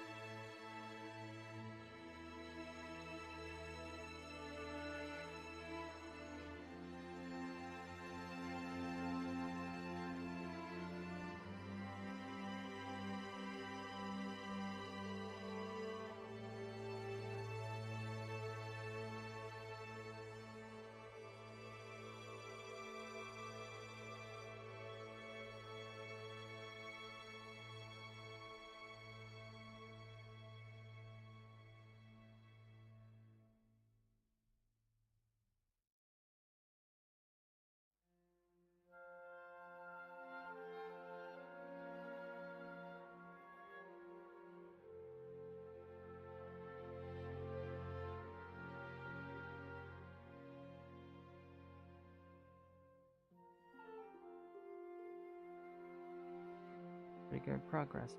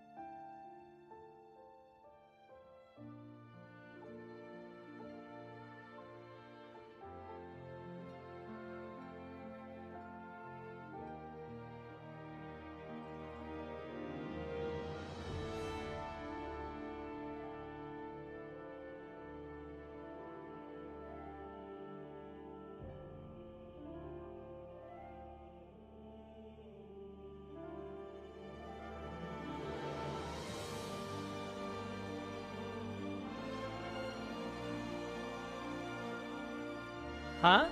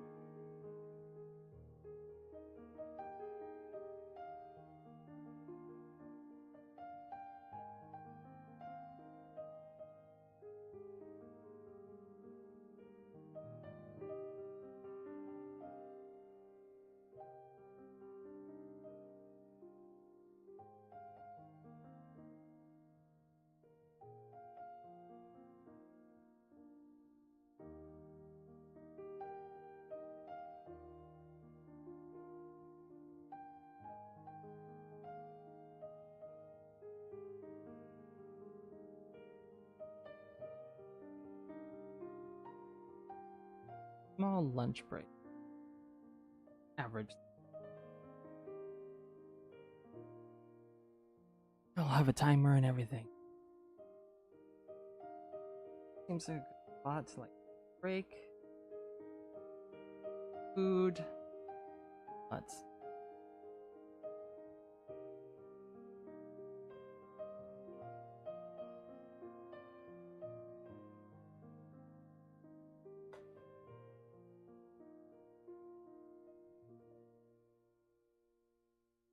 This feels good. And I'm not going away just yet. I'm actually going to pause this.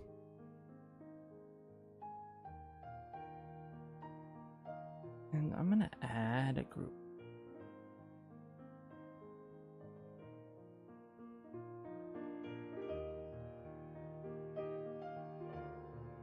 And I'll cancel. I'm going to add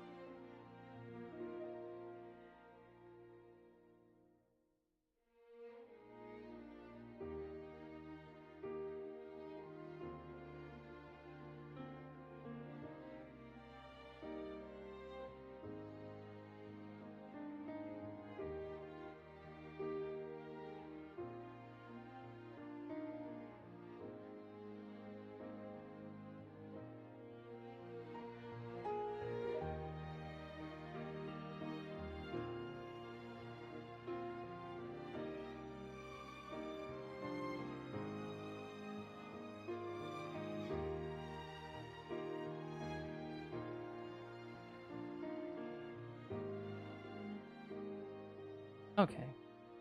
Then one last thing we're gonna add a text.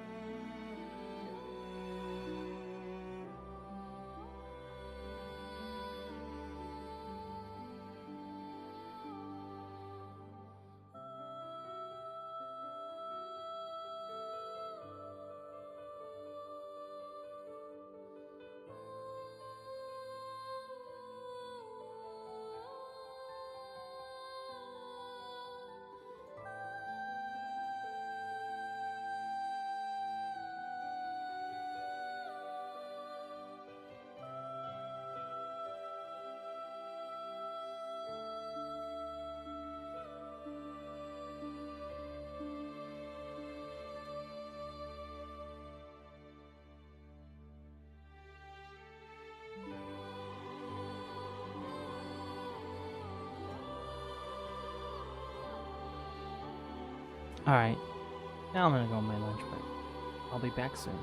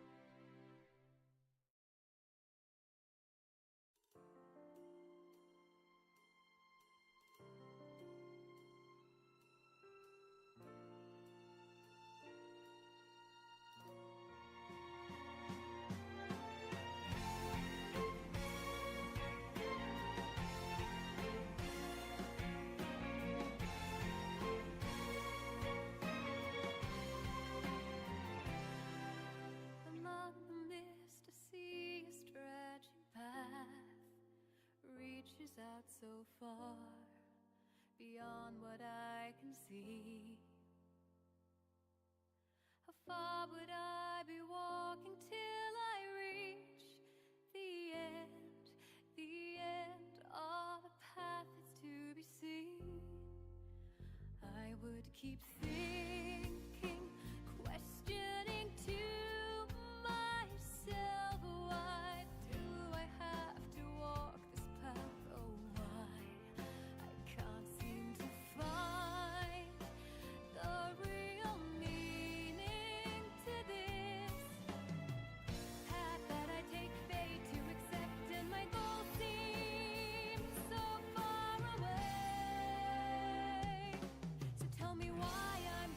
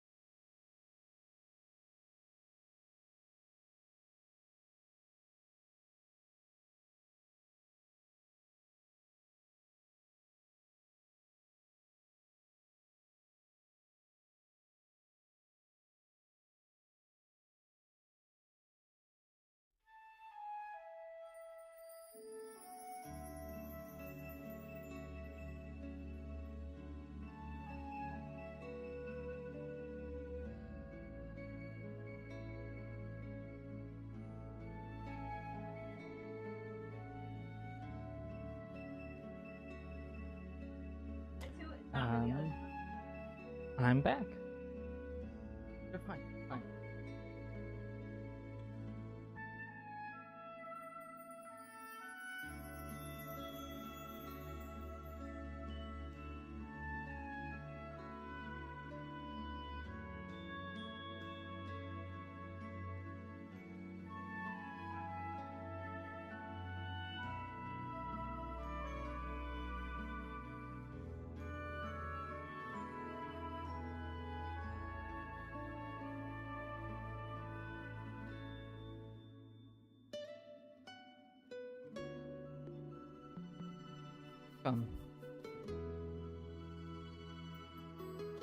How's your day today?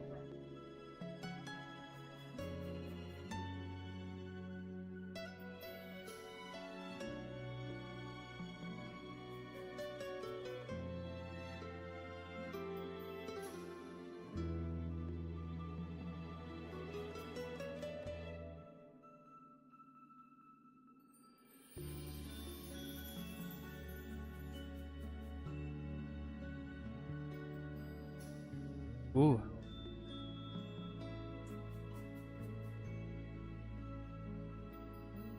I'm doing alright. My wife is talking to her grandma. Yeah. Doing alright. Alright.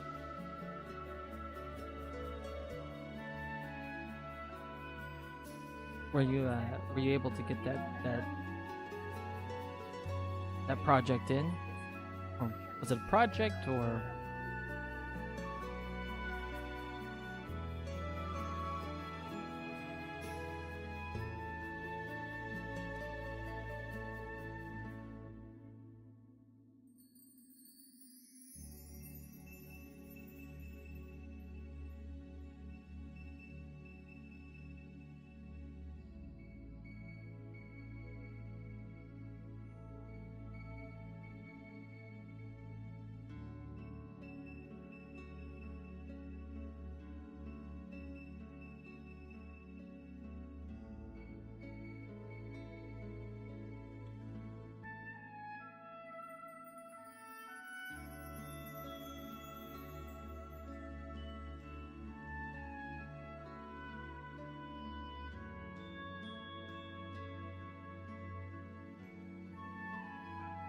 Ah, PDF. Okay.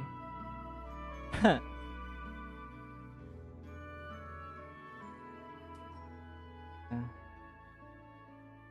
You know, honestly, even people that like part of my old job was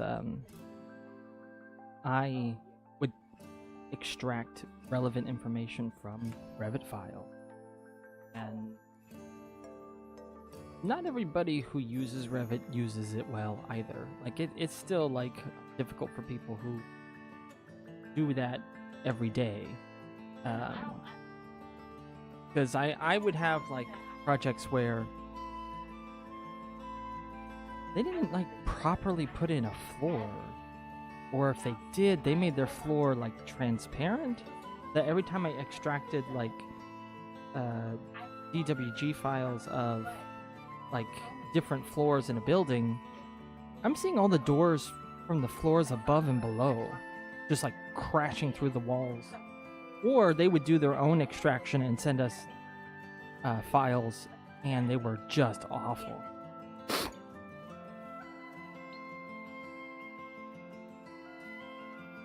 Yeah. Sometimes some of those things can be like turned off. And like a good Revit model will have like each of the different aspects like set up in a way that like when you go to do an extraction of like a page with DWG, it doesn't get everything. Like it only gets the relevant information. I would love to like play. I would have loved to play around with Revit more when I worked there, but all I was like there to do was just extract data if the customer who sent their arcs over for us didn't bother to give us like a extraction themselves. But there'd be other times where I was like, I need information. We have a Revit model they sent. Oh, an entire floor missing. Yeah, there'd be times where I would go in because I'd be missing so much relevant information, and I would have to I would dive through the files and make my cut through a model just so I could get a look at something, or I'd be able to find the pages they should have sent us in the first place. Yeah. It's a shame too, because Revit is a great program when it's used well and it's set up well. Just the very fact that Revit uses the GPU is amazing, because I'll tell you a secret that you might not know, or maybe you do. You know that AutoCAD doesn't use your graphics card, period?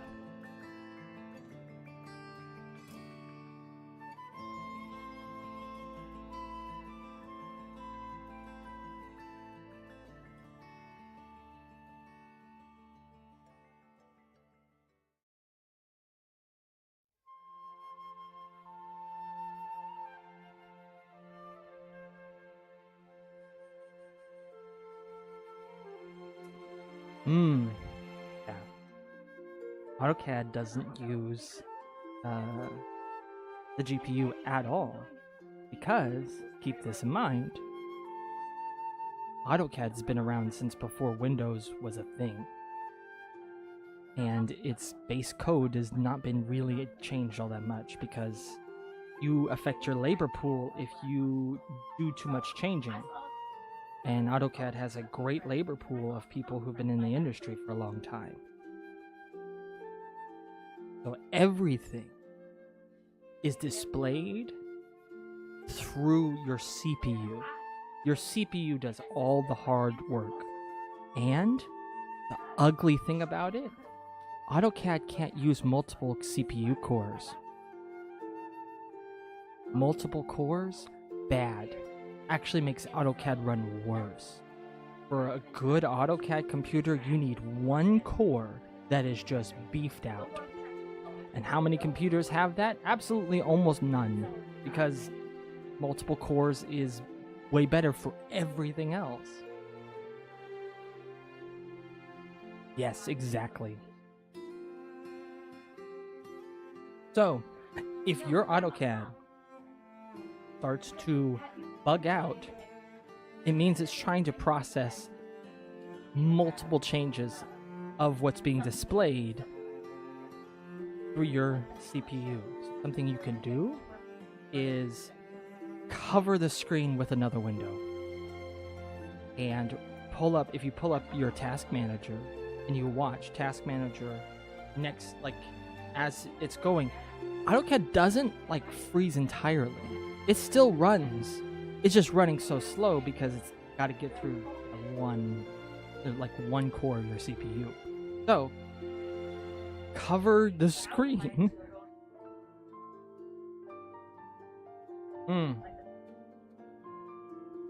Yeah. But if it gets frozen, it might not necessarily be crashed. It might just be so slow that it's in portrait mode, basically. Just sitting still. Yeah, so cover the entire AutoCAD a window with something else. Oftentimes I would just cover the screen with Task Manager, and I'd watch. As soon as the numbers on your CPU on Task Manager stopped running for AutoCAD, that's when it's actually crashed. But if it's still ticking, it will clear itself up. Now, something to keep in mind: circles, lots of little circles, bad. That will kill your screen. lots of hatches also will kill your screen. Yeah. It does really well with like lines and sharp angles, but curves are a different story. And lots of little circles will, like, say you had like a you had like a grid, like a bunch of like holes for like a perforation pattern on something. Yeah, but you want to know what it is it's your CPU doing the math for the circle every time. And it's doing it for this circle, it's doing it for this circle, doing it for that circle. Ah, yeah. If you can like find the layer that those columns are on and just turn the layer off or freeze it or make it like invisible, that will make it run a little smoother. Whatever you're not working on and don't need to see, you can just turn, like, not like turn them off, but like make them invisible. Where you like, well, yeah, they'll still print, but you don't need to see them when you're like making sure your sheets all look good. There's like a way to like hide them, but not like make it to where they won't print. I would show you if I still had AutoCAD, but yeah. And honestly, if I bet it's something even stupider that's messing with your thing, because columns themselves, like when I'm talking about a perforation pattern, we used to have like tiles, right? And these like perf patterns were like this. This is for acoustic like boards. This would be on the back of them, on some of them. And it's just thousands of circles. And then you have hundreds of these, like all on a ceiling for like a hospital or a Microsoft office. That will kill any computer. Doesn't matter how good it is. Hates it. So usually when we had like a perforation pattern on something, we would make it on a specific layer and we would turn it off because why see it? Also, we wouldn't include it on everything. We would have it for like your details page on a separate drawing and not include it in the overall like ceiling plan or any of that. Why they don't, the customer doesn't need to see that. No one else needs to see that. That's unnecessary information and it'll just kill AutoCAD.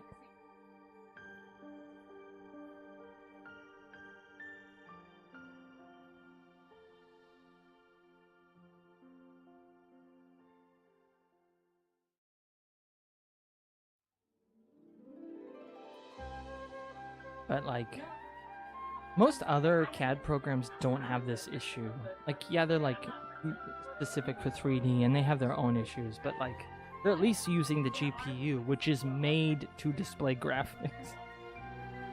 And they're not trying to pump everything through a single core your processor.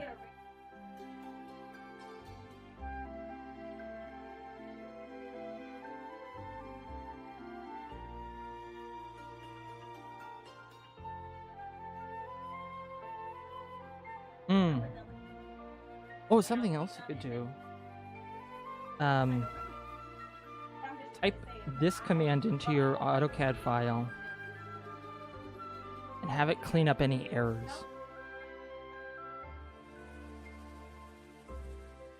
Because sometimes errors will just sit in the background, not visual, not accessible, and they won't be clear unless you do that.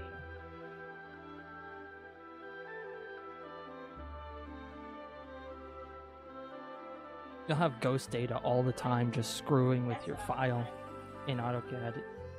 Especially if you had like, it was like buggy or crashed a couple times. Every crash there's potential for there to be.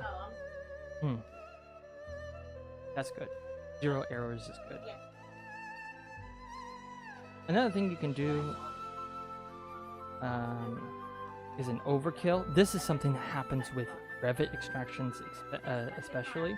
Highlight like your objects and do an overkill command, because sometimes it will just like layer lines on top of each other, and so you'll see like a solid line, but it'll actually be like 20 lines because it's counting all the different walls from all the different floors. But you know, you only need to see one line, so that will like get rid of any like, lines that are layered over the top of one another. But yeah, don't worry about that. Yeah. That could help, like, both, clean some things.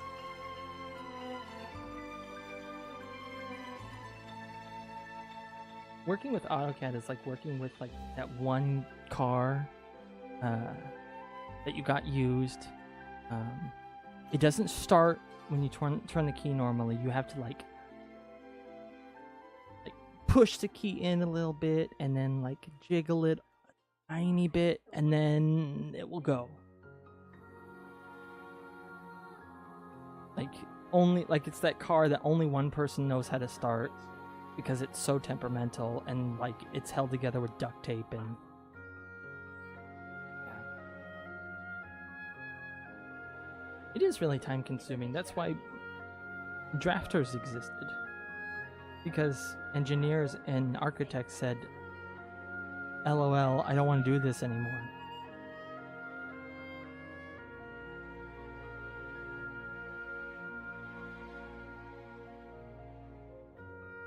It is a big time sink. And I think the people that try to make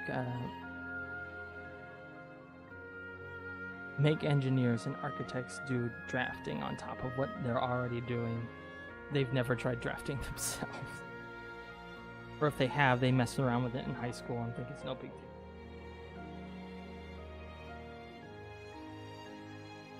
Yeah.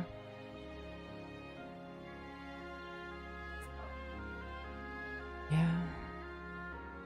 But like I feel like this is just like the pendulum is swinging like in the job market. Like there's a reason why this job existed, but then new people come in and like get rid of it. Like there's a need, oh, makes it better, but then someone new comes in and gets rid of it. But then someone like, wait, we actually need this, so go back over here, but then they get rid of it because trying to save money, back and forth, back and forth.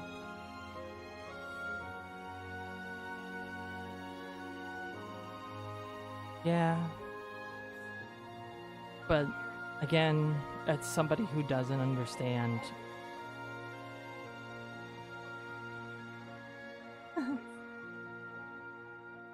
people who don't understand will look at AutoCAD and think, that's the gold standard. No, it's just the bottom. That's the lowest rung on the ladder. That's how you get moving. The only advantage AutoCAD has is that you have the biggest labor pool out of any CAD software. Because they teach it in high school, they have forever. People in the industry have been touching it since before Macintosh existed. I mean, you're like looking at decades of experience that you can just grab. And that allows you to kick anybody to the curb because you can find somebody who uses AutoCAD. Does that mean it's good? It's hot garbage. Straight up dookie water.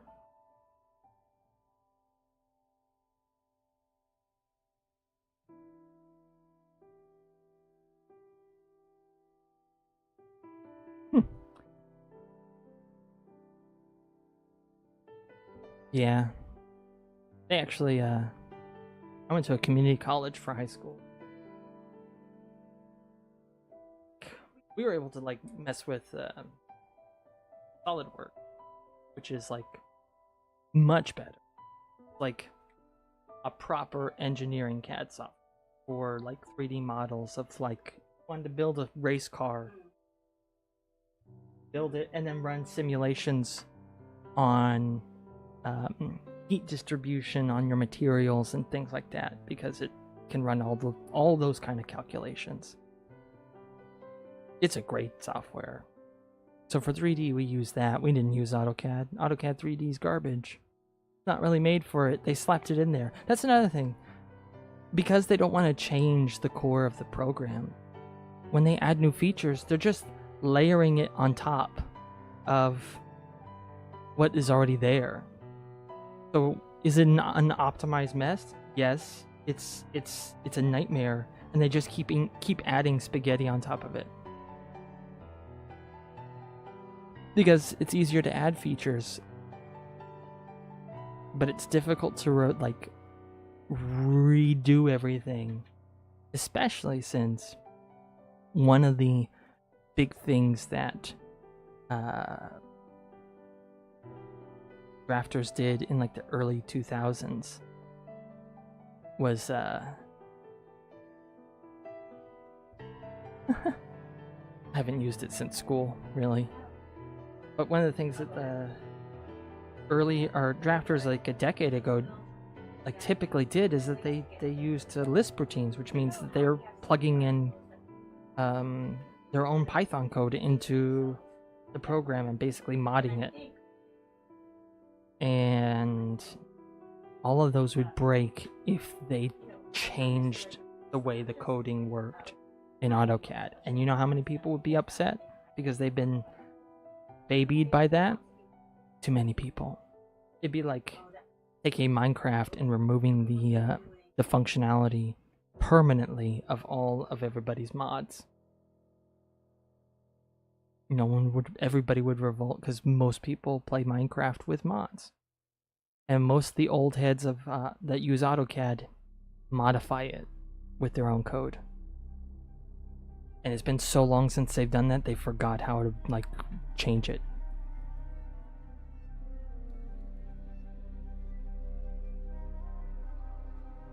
In fact, because they forget all the time, you just they post it on as many forums as they can. You just download their files and put it into your file pathing for AutoCAD to load every time it boots up.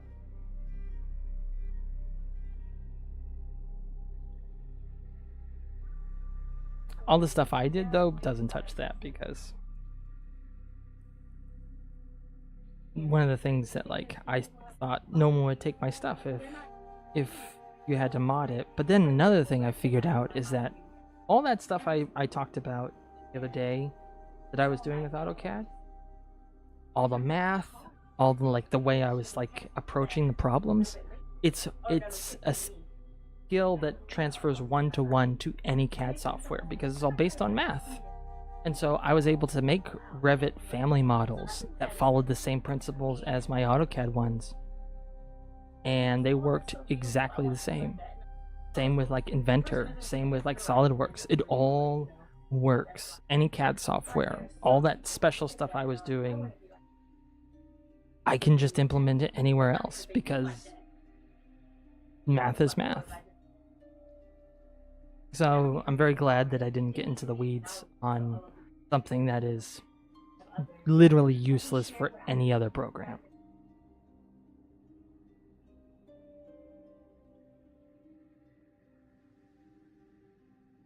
Yeah. Alright. I'll be here.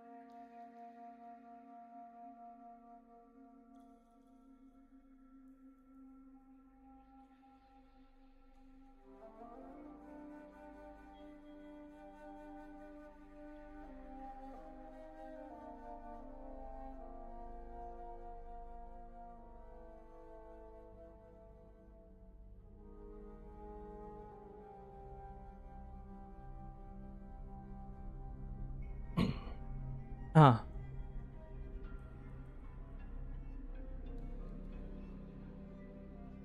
Well, welcome back.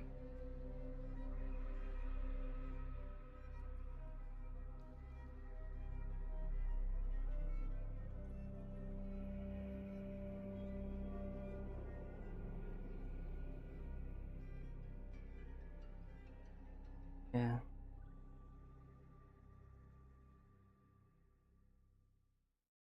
Now, I feel like people are so focused on trying to get AI to do some of this stuff that they put people like you in the position you're in, because while they look for a way to get AI to do everything, they'll just make the people supposed to be doing other work double team and do the drafting while they try and figure out how to get AI to replace my job, so that you can be freed up. But from what I can see, we're not going to be having AI doing that, at least this year. Maybe it may take another year, because right now it's like people aren't really focusing on implementing it in. I mean, there's not enough people. Well, you would think so. But even the tiny company I worked at was trying to look into AI too. All it takes is one person. Like, the company I once worked for, they just had one guy messing with AI. They gave him a premium chat GPT account on the company card, and that's all he did. He was in tech support. But he didn't do tech support anymore. He was just working with AI to try and figure out how to get it to do stuff. But yeah, the problem is AI is mostly used for art and like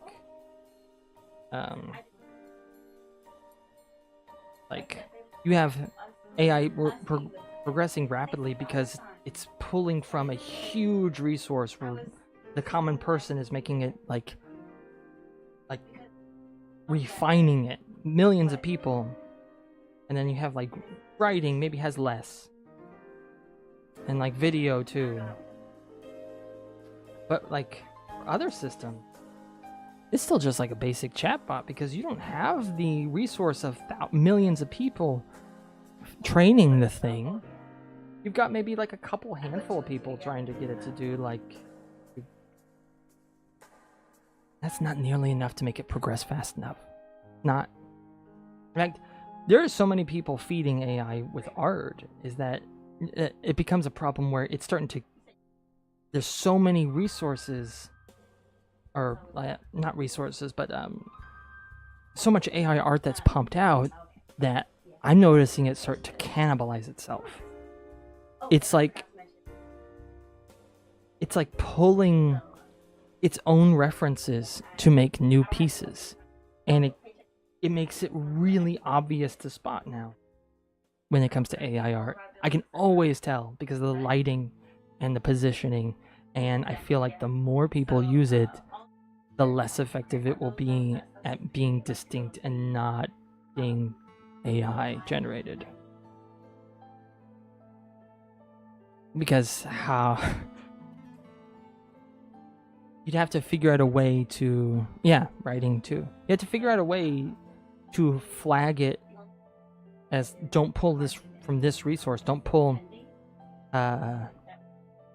any resources from any AI generated thing. But that would also mean that it would make it easier to detect for everyone else too. And if their whole goal is to make it like indistinguishable, why would you prevent that? Like, why would you do that? You just shoot yourself in the foot, because if anybody like who doesn't like AI would definitely use that tool to like call people out and weaponize it. could also use that to like mask your own work if there was a system to flag it. But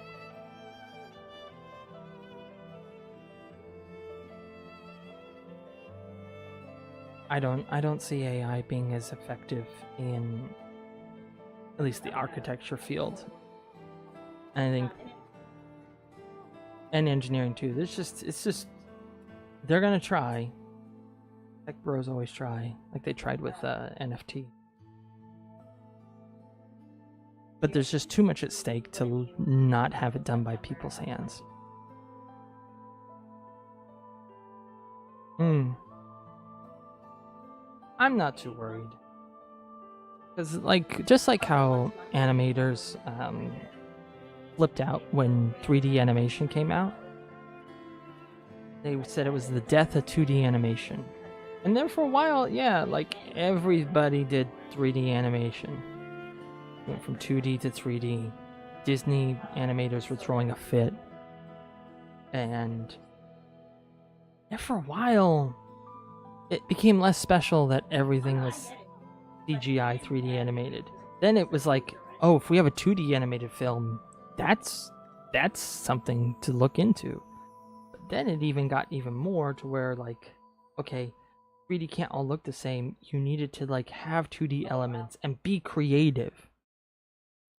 So no longer gone are the days of just making a bare bones 3D model for your characters in a movie.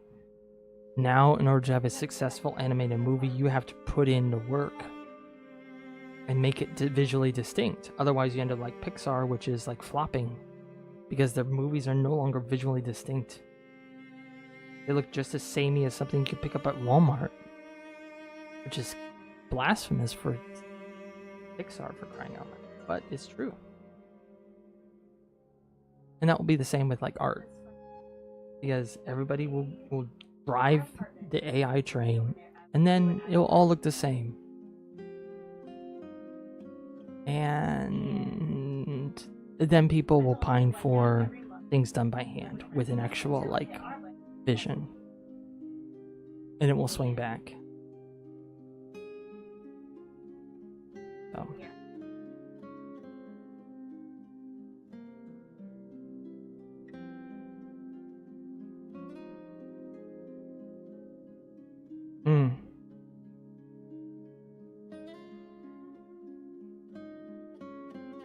But like Spider-Verse or Puss in Boots: The Last Wish, those movies were fantastic, and they had like 2D layered over the 3D, but it was just more than that. There was so much more.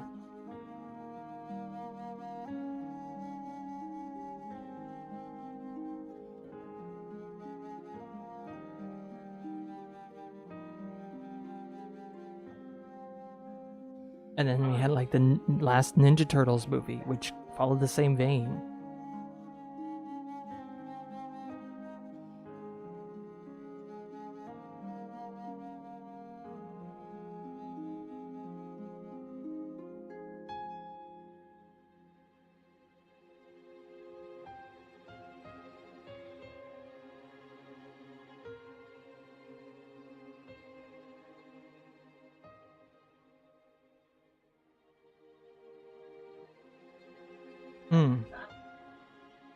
I never seen Wish, but I never had the desire to.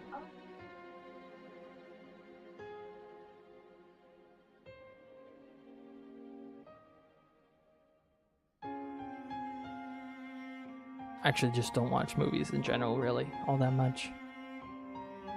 But I didn't even know Pixar had a movie that came out just like the other week.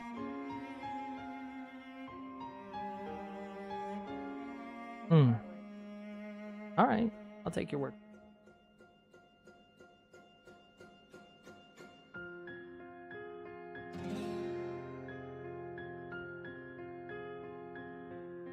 I think the last animated movie...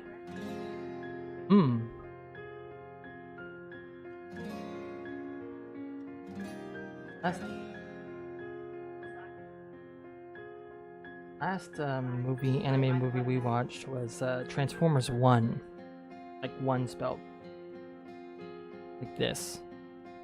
That was fantastic. As like an old Transformer head.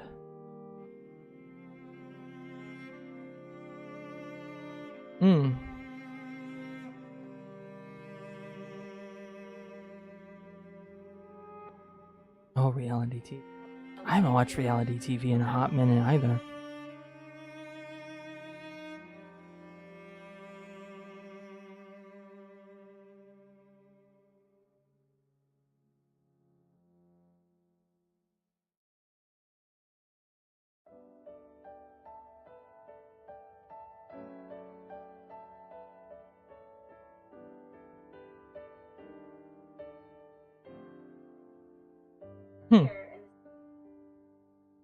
Maybe.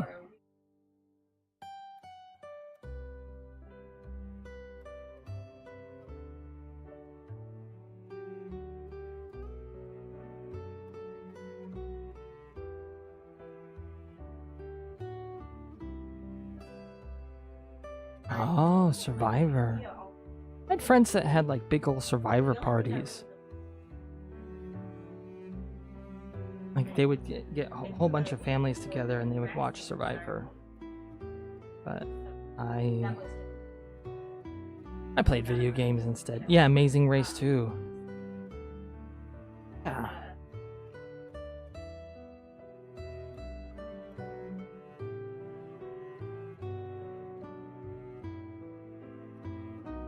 Oh, that's a throwback. And maybe it's my back then I didn't know it, but I don't know if, like, sometimes when I watch TV for too long, like I can't marathon anymore.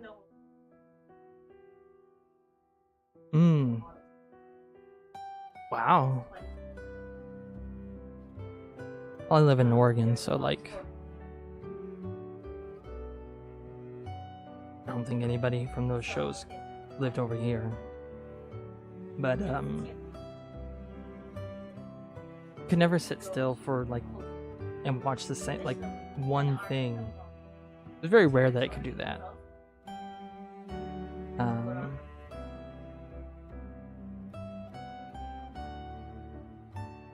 And so I would do something more stimulating, like play games with my friends. Turns out I had ADHD and didn't know it.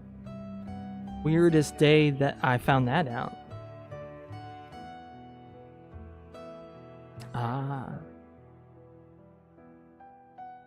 But yeah.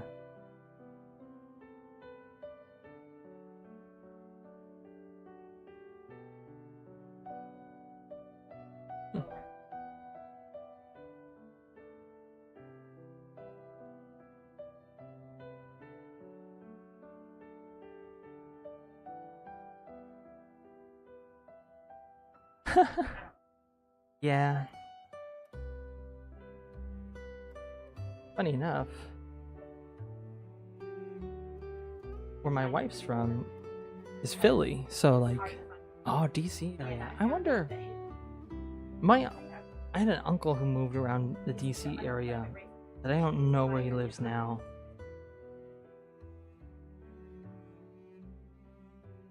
I haven't spoken to him in years.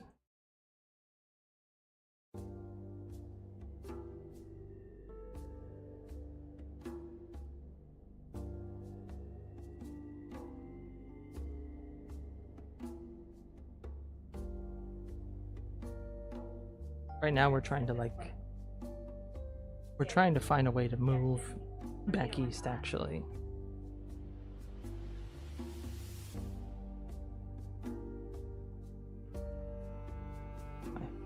My wife is telling Grandma about my job application woes.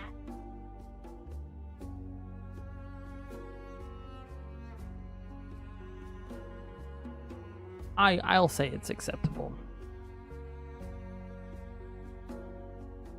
Because anybody who says West Virginia is just going to think of Washington, D.C. anyway. So.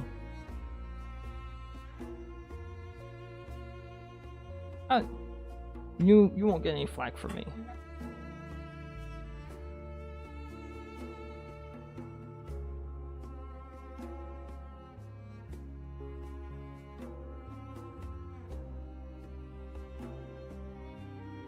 My wife's telling our grandma about a job I applied for, where after submitting my resume, I had 2 questions before my application would be submitted on their website, and it was like the first question.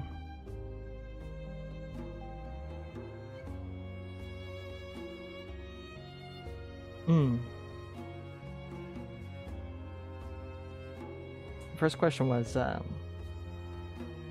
you have a driver's license? And keep in mind, this is for a CAD job. This is a drafting job from home, 100% remote work from home, right? And the first question's, got a driver's license? I'm like, yeah, I got a driver's license. Second question, do you have a commercial driver's license? No. But why would I need to drive a semi-truck to, okay, that's a very weird specific thing. But you know, I got immediately rejected from that job because I don't have a CDL for a job behind a screen, 100% work from home.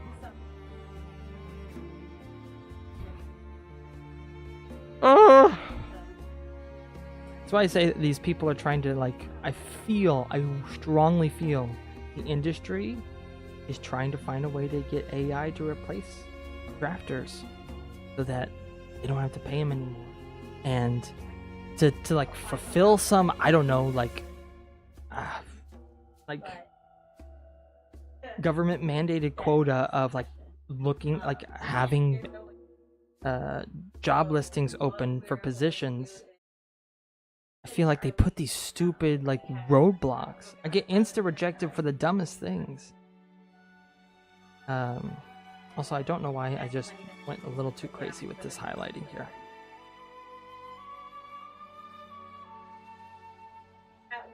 But yeah. But I wasn't applying for a driving job. That's the funny thing. No, they just want the money.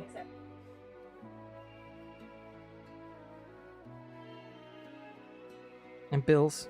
It's expensive to move.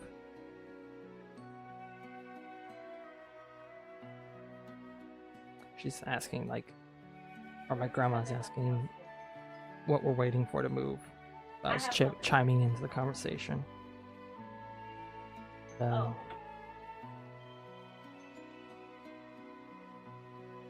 yeah.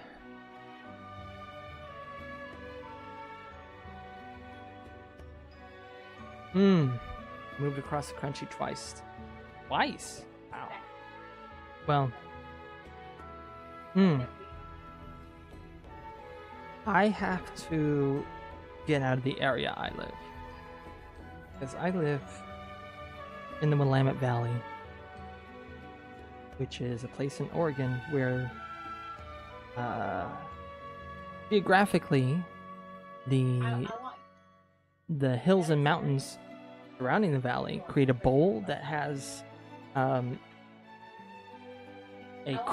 almost chronic static air issue where the air just gets trapped in the valley. And that normally wouldn't be that much of a problem because it's a massive valley, but 75% of the world's commercial grass seed is produced here in this valley.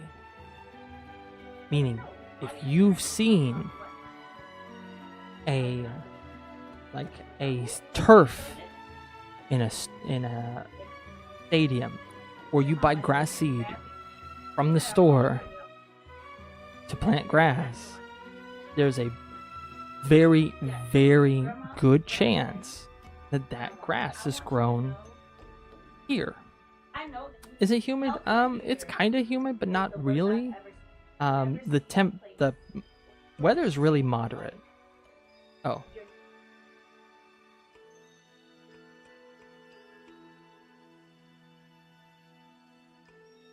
Is it unfrozen? Okay. That's strange. But okay. So it's not humid, it's pretty temperate.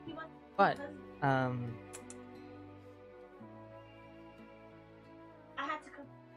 they have grass farms here because lots of grass gets produced here.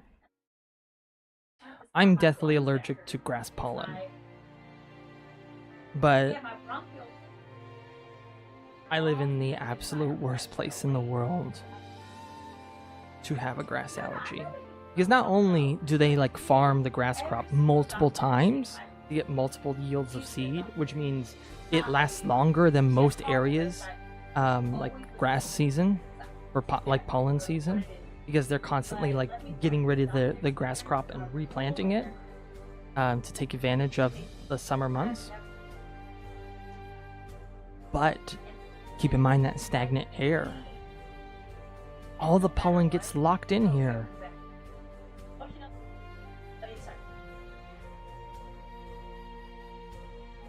Yeah. I want you to know. I'm gonna show a screenshot I took. So they measure. Oh yeah, your husband would die. When I was 2 years old, I almost suffocated because of my I have mild athletic asthma, but my grass allergy is so bad it triggers the asthma too. So it's a whole ugly can of worms. So I have in my hand. Actually, yes. I have in my hand my phone screen, which I took this. This was like 3 years ago when I first started dating my now wife. And they measure pollen by taking a cubic meter of air and measuring the particulates in that cubic meter. The scale goes like for grass pollen specifically.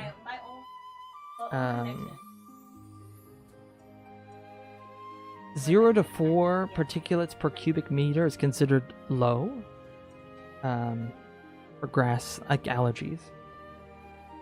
5 to 19 particulates per cubic meter is moderate. 20 to 199 particulates per cubic meter are considered high, and 200 and above is considered very high, and the scale doesn't go any higher than that as far as like gauging how bad the pollen allergy is. I want you to guess what the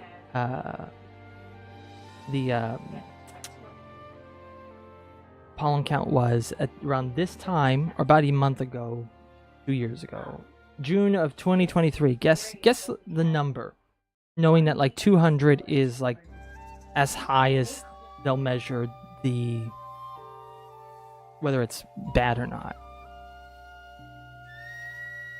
563. That would be pretty high. You want to guess again?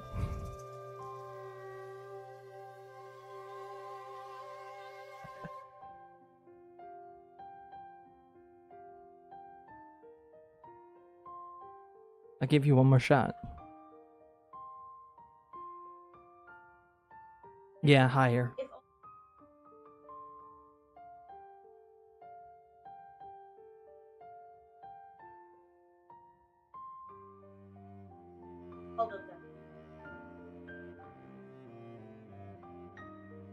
$702. Man, that would be a bad day. All right. See.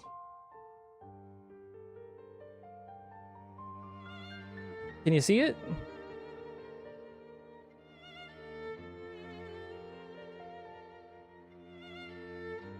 $1,301. It was so bad. The warning says, even if you have no allergies, you will experience symptoms. 1,301. That's nearly double what he was suggested.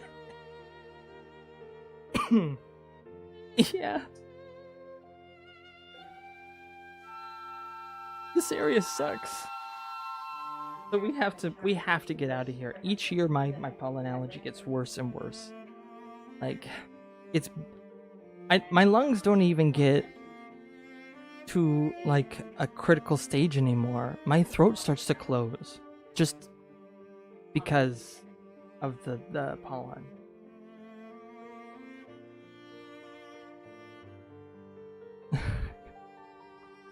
Yeah. Well, I'm still living here. I don't leave the home. It's still grass season. But we've been experiencing a drought, so the pollens start a little bit low. Yeah. So what you'll want to do if you ever come around to this part of the country, stay away from the Willamette Valley during these months. Portland's outside the Willamette Valley, so Portland's not that bad. I'm talking like Eugene, Springfield, Salem.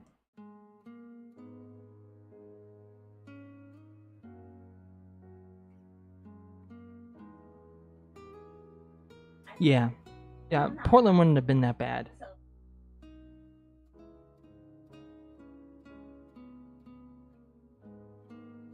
Like, if I were to actually just dox myself really.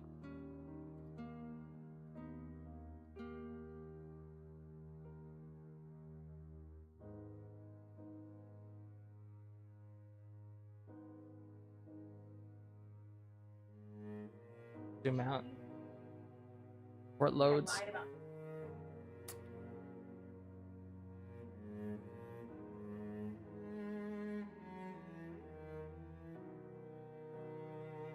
Okay.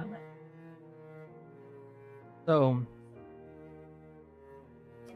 stay away from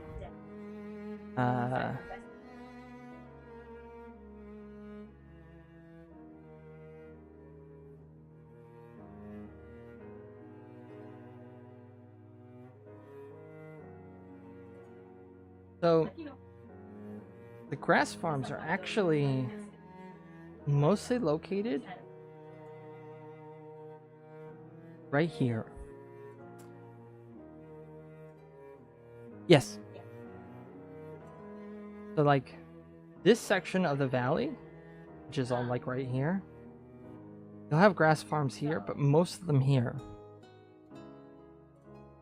And this is the whole valley, and we're kind of like at the end of the bowl. So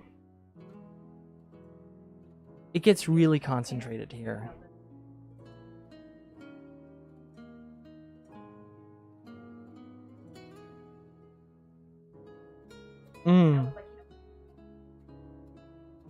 What is your husband allergic to?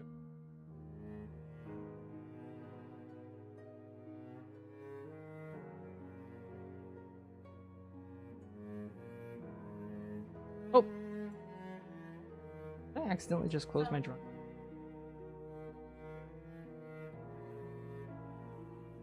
Do I feel? Yes. I want you to know that that reading is taken just down the street. It's taken in my town. So yeah, like that's how high it was where we were. It's higher more in the center. Yeah, it's bad. It's very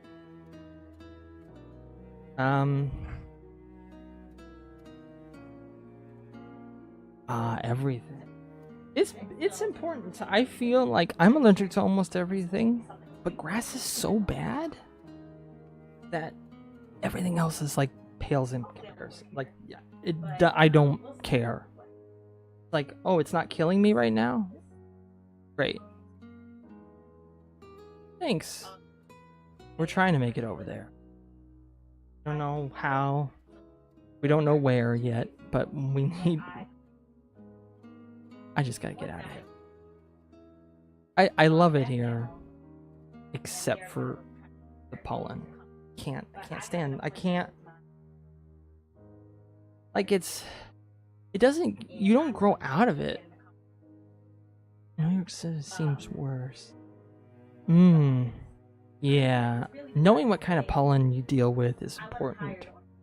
And it might not even be pollen. Could be dust. Could be mold.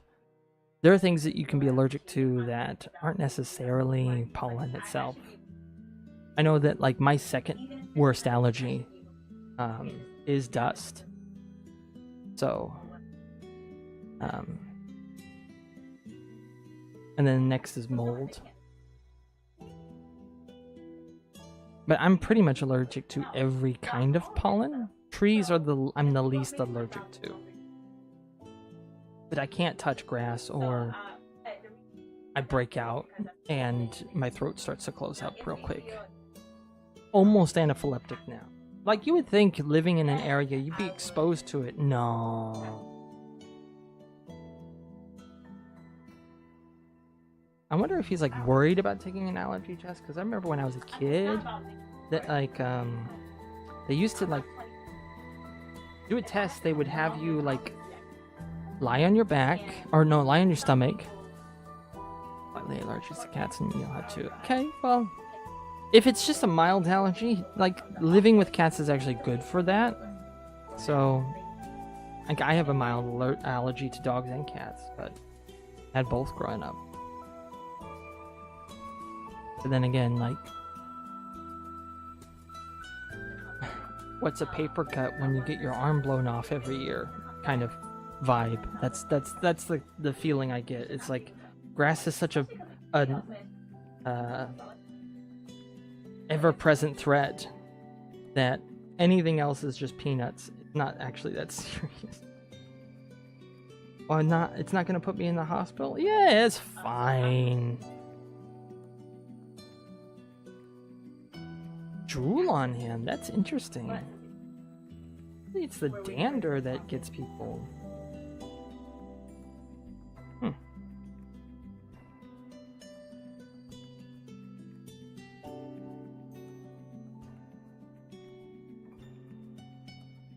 Yeah, different areas have different pollens and different seasons, and I'm a big advocate of but like when I was a kid, they used to have you lie in your stomach, and they would like take a hook-shaped needle, and they would pour the like a liquid of the allergen on your back, like little drops of it, then take this hook needle and break your skin. Hurt so bad, and then it just burned. Because it was like you're allergic to it, so you just start swelling bad. I did that. I did that in kindergarten. I never wanted to do it again. The last time I had an allergy test, though, it was a lot different. They put this thing on my arm, and then they just like pressed some buttons, and it barely broke the skin, like scratched it, like with like taking like sandstone and like roughing up your skin a little bit. That's about what it does now. It barely breaks the skin, exposes the skin to the allergen, and then they measure the swelling.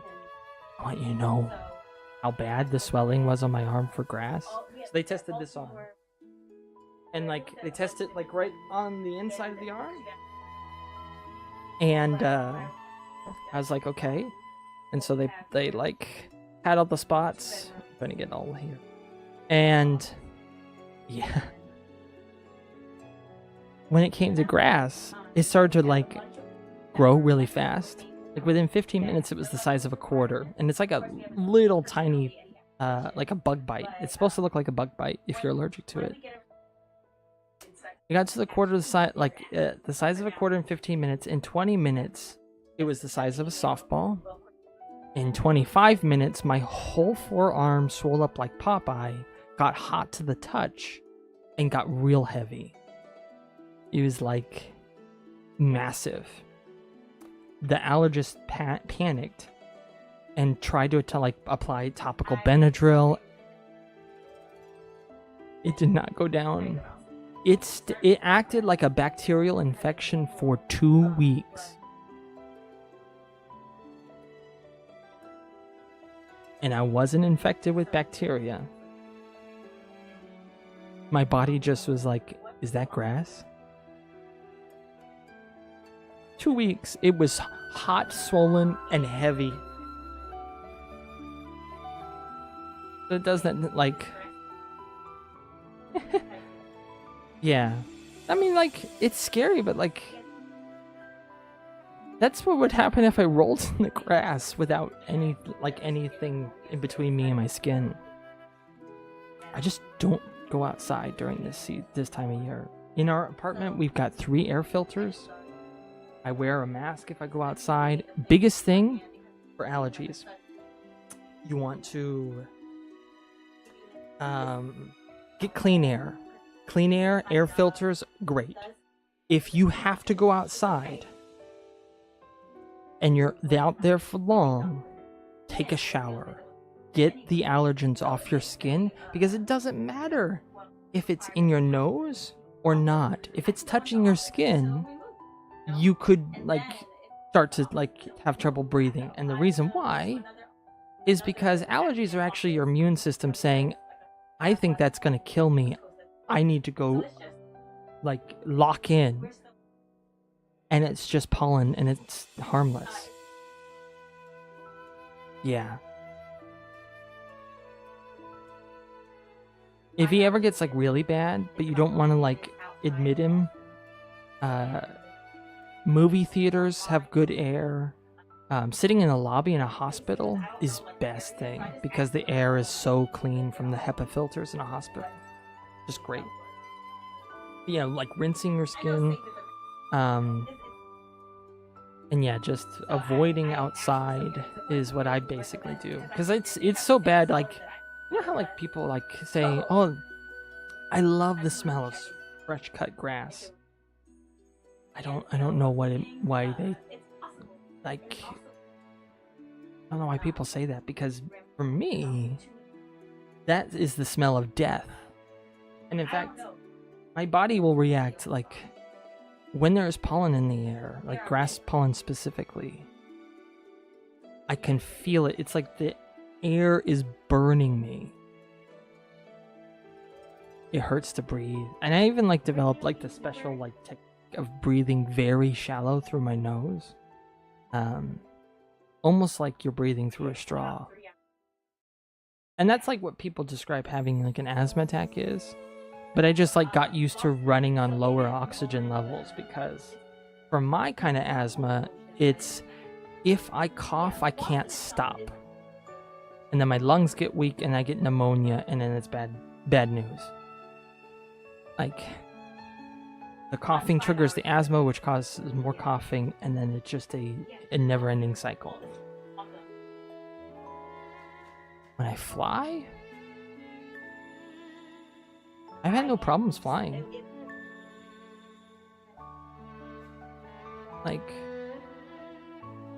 You're in a cabin. The air gets recirculated, so driving in a car, okay, another thing, recirculated air when you drive in a car. If you have the vents where the air's coming in from the outside, no. During pollen seasons, get that air recirculated.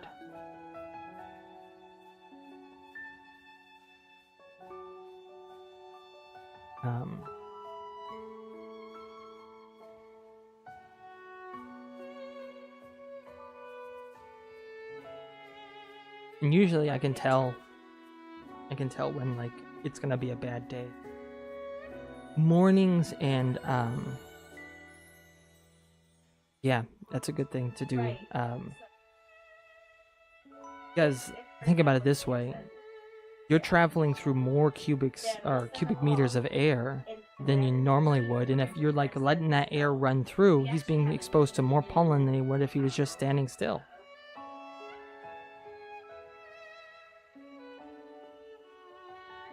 You're just like keeping the air circulated is a big help.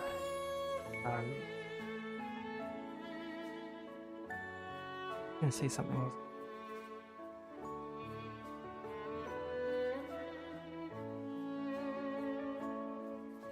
The car thing failed me. What was I talking about before that?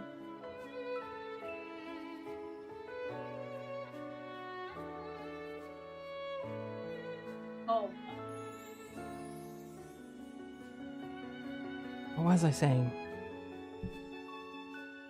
No.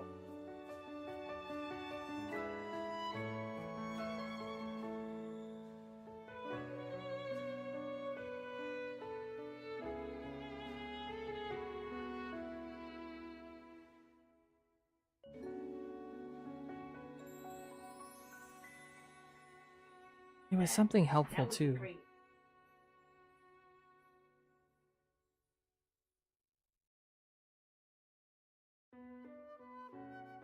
It's gonna bother me now.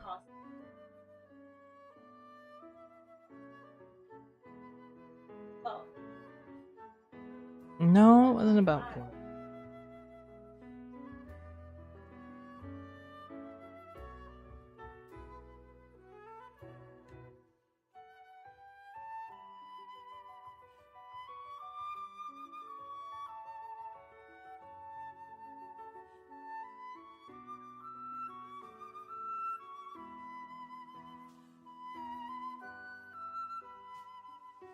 Oh, I know now. Worst times during the day for allergies, especially like pollen-based ones. Evenings and mornings, and I'll tell you why. When air gets cold, what typically happens when gases get cold? They tend to condense, right? The particulates in the air during like the peak of day, like pollen, it gets higher in the sky. Yeah, mostly mornings. So like air's hot, pollen can rise higher in the air. But in evenings, when the air starts to cool, and in mornings when the air is cold, it's condensed more like a soup. So if it's hot out and you open your windows during the evening, that's terrible if you have allergies. I had a friend, his wife was like, man, I'm just going through it. I'm so allergic to grass and we've been struggling, and I immediately, the air feels bad, and I look and the window's open. I'm like, well, maybe you should close that. I asked, do you have them open all the time? I'm like, yeah, well, no, we only open them during the evenings. I said, that's the worst time. And what do you know? They stopped opening their windows in the evening, and they immediately got better.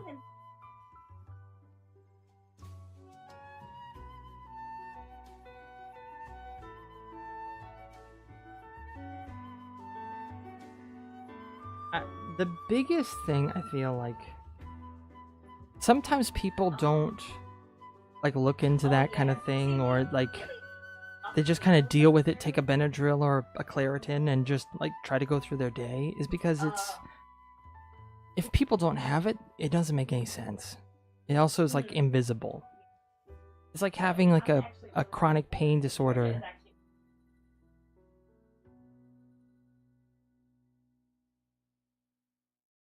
Well, if you have the windows open and no air filter inside, that probably is not good.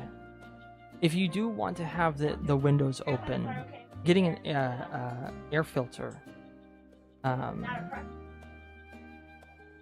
then running it while the window's open, or when everything cools down, close the window, run the air filter, get the air cleaned out. That'll help. If your husband is an asthmatic, though, be careful on certain filters. Do not, and I repeat, do not get a ozone filter. I don't think they. I know it was like a big fad, like over a decade ago. To have like these ozone machines that make the like air heavy and drop all the pollutants to the ground. It's deadly to asthmatics. If he has any asthma issues at all, don't do it. And in fact, I don't think it's good for humans to breathe O3.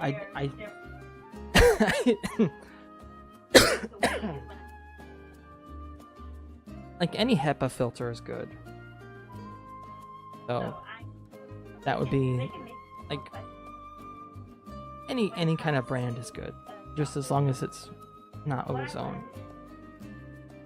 I don't think that we should be breathe that. No, you can definitely tell. The air smells weird. I had some friends that were like selling them for some time back when I was a kid. Families that were, and you know, like, did it work as intended? Yeah. But we didn't read the fine print. Neither did they. That asthmatics are not supposed to have or be exposed to it.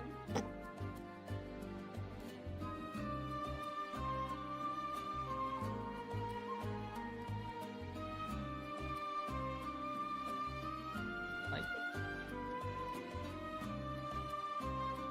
we had gotten it, like, because, you know, it sounds great. Like, if all the pollen just drops to the ground, we don't breathe it in, sign me up. We had it for like 3 weeks, and I was hospitalized. And my mom felt bad because she's got asthma too, and I didn't like the smell. I don't have, like, keep in mind, my asthma is considered mild because it's athletic. It's like it only kicks in when I exert myself too much, or if I have a cough. It's not considered severe, but paired with my allergies, it is a big problem. And ozone was a big problem for me. It's just, keep that in the atmosphere, not in my lungs. Thank you. I don't want it.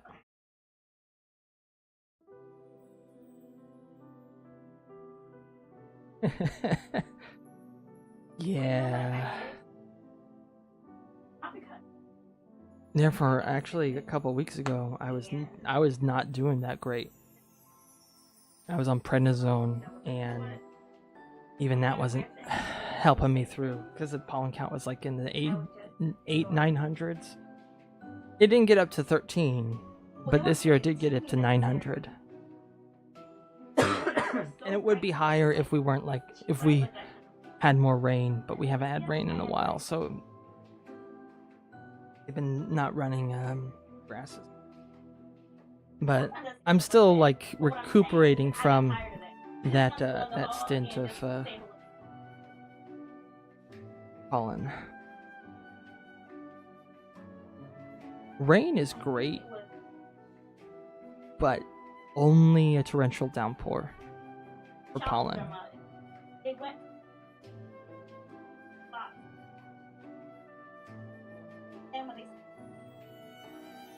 Well, that's great for pollen. Like, it washes the air. Sure, the plants go crazy after the next sunny day, but oh, the drains don't work when it rains.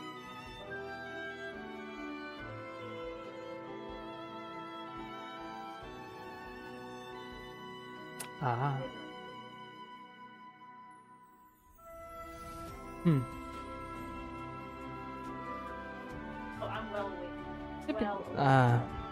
Oh, the rail. Honestly, I was thinking about rail train. But, like, this is the Pacific Northwest. They, trees fall. Gotcha. We're used to having a lot of rain here, but we did, you know, with climate change, things get hotter, catch fire more than we have rain, which is not great.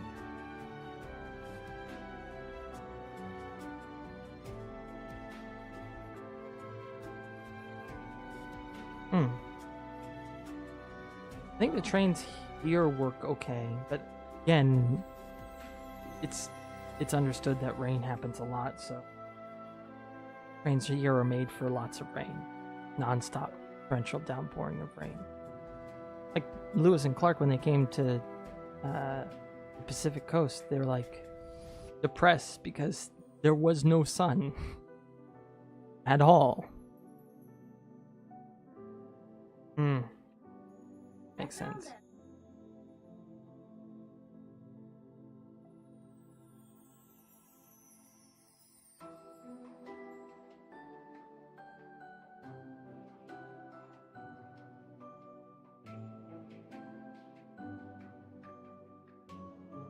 I'm working on the same part of his hair. Honestly, I feel like I'm not ready for highlighting yet. I think what I need to do next is do some like gradient shading. At coworker in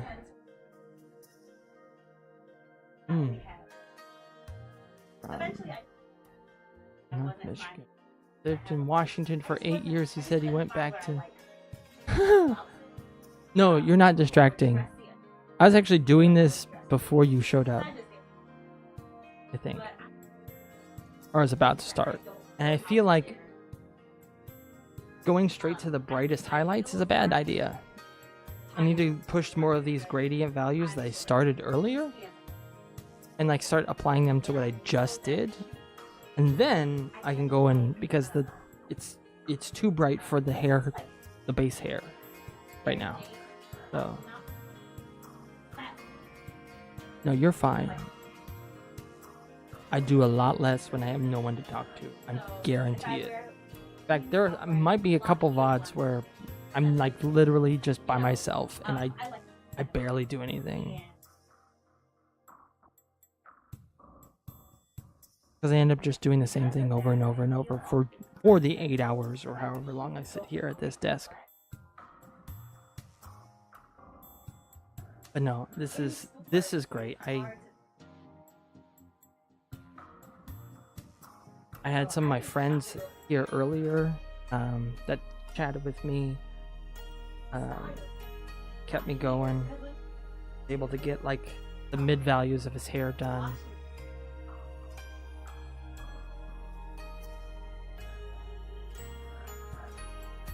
And next I'm gonna like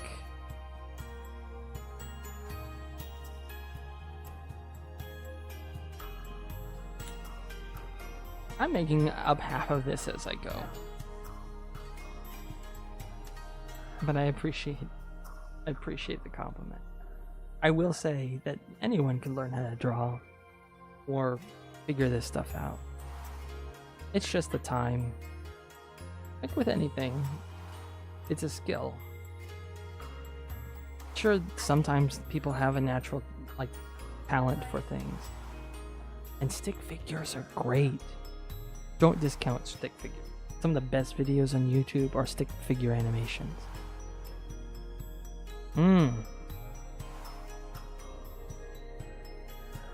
Jackbox games are fun. They're a lot of fun. But don't discredit yourself just because, like, you can do a stick figure. It's the fact that you do it. Like, the more you do one thing, the better you get at it. Just how life is sometimes. I'm sure there's some people who like. It's not like with singing. I mean, maybe there is, like, you are a bit limited about, like, with genetically with your dexterity here. But it's a lot less limiting than, say, being able to sing and be a famous singer, which, like, genetics works a lot more for that. Like, you can do all the training in the world, but, like, if you don't have, like, a good natural tone, you're not going to stand out.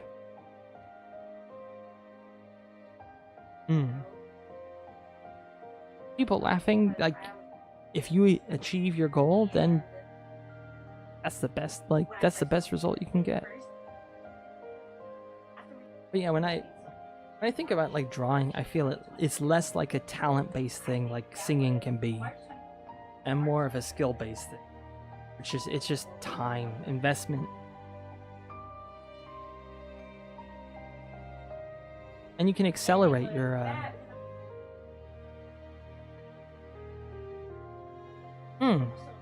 And there is something like there is hard work that can go into singing too. Like my youngest sister was tone deaf, like just awful at singing. But she was stubborn, so she sang in her room, she sang in the kitchen, she sang in the family room, she sang in the laundry room, she sang in your face. And if you asked her, can I have some like quiet time? I'm trying to concentrate. She sang even louder. And eventually, like, the singing stopped sounding bad.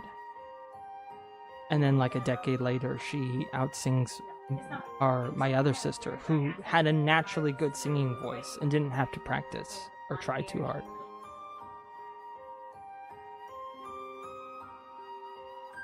So, even the, like, singing analogy is, like, not the best one. But I feel like it has a higher... Yeah. It's a very sibling thing. But, yeah, I feel like...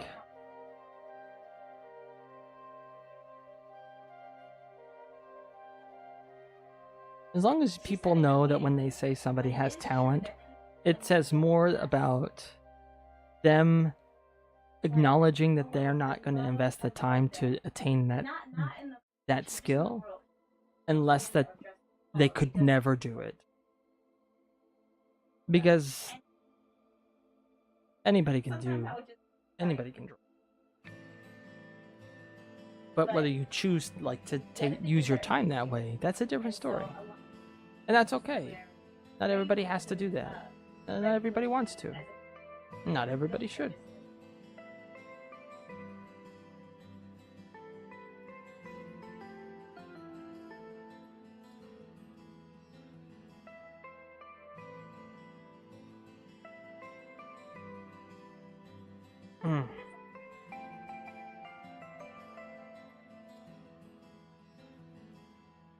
Alright, I might,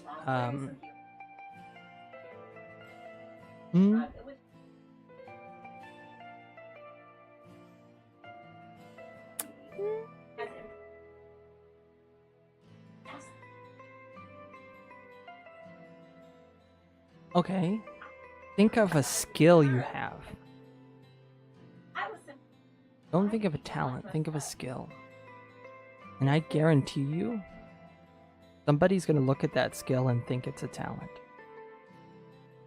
There's going to be somebody who's going to look at the like skills you have and be like, I could never, I'm not talented.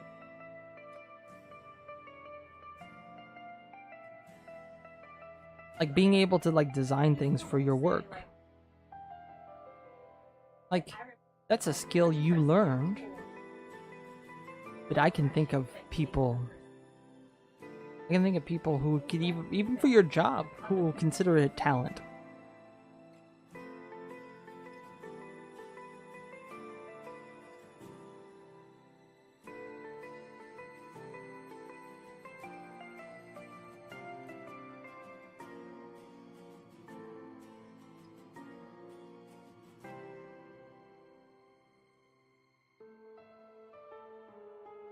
Cook chaotically. What does that mean, cooking chaotic? Is it like deep frying a bagel sandwich chaotic? Because that's my level of cooking.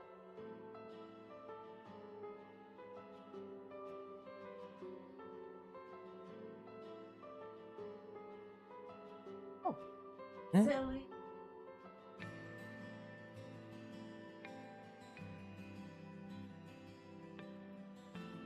I forgot. We got mocha here.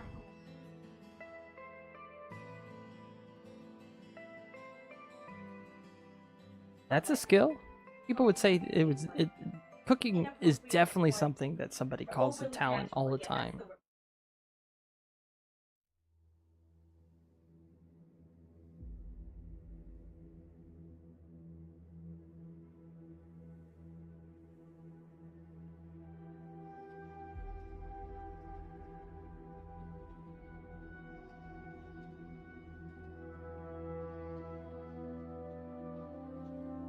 He looks so scraggly.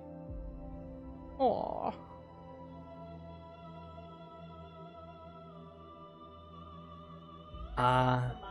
Yeah. I'm not like set up for portrait.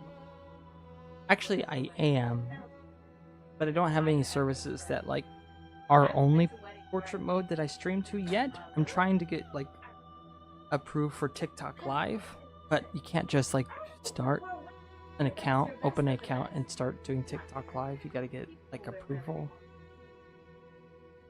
So until then, it's widescreen for now. But I could do this. Here's Mocha.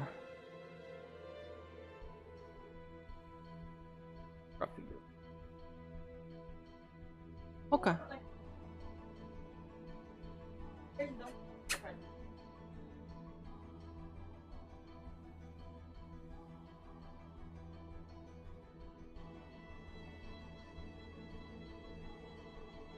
Well, it's an off-topic channel, so I think.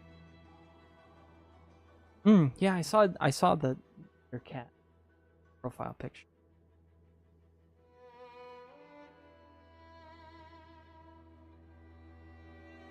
Mocha's a funny girl. She's got an overbite. Her bottom jaw goes into her top, so as you can. She's got teethies that are always out because her top jaw overlaps over her bottom. This.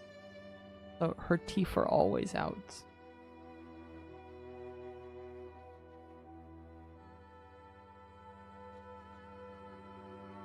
Mocha was a rescue we got.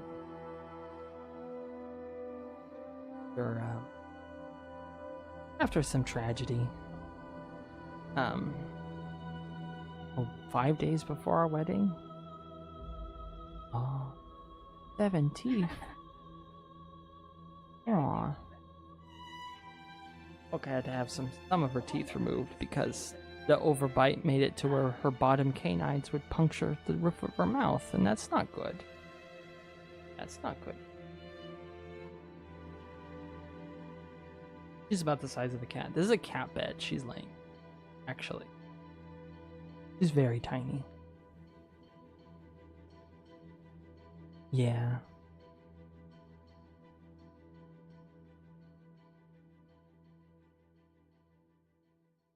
Mocha's very. And the rescue that we got Mocha from took care of her teeth problems for us. Mostly because my wife had gotten a dog from them before, and 5 days before our wedding, we dropped the dog off at a paid dog sitting service, and hours later our dog was dead, which was horrible.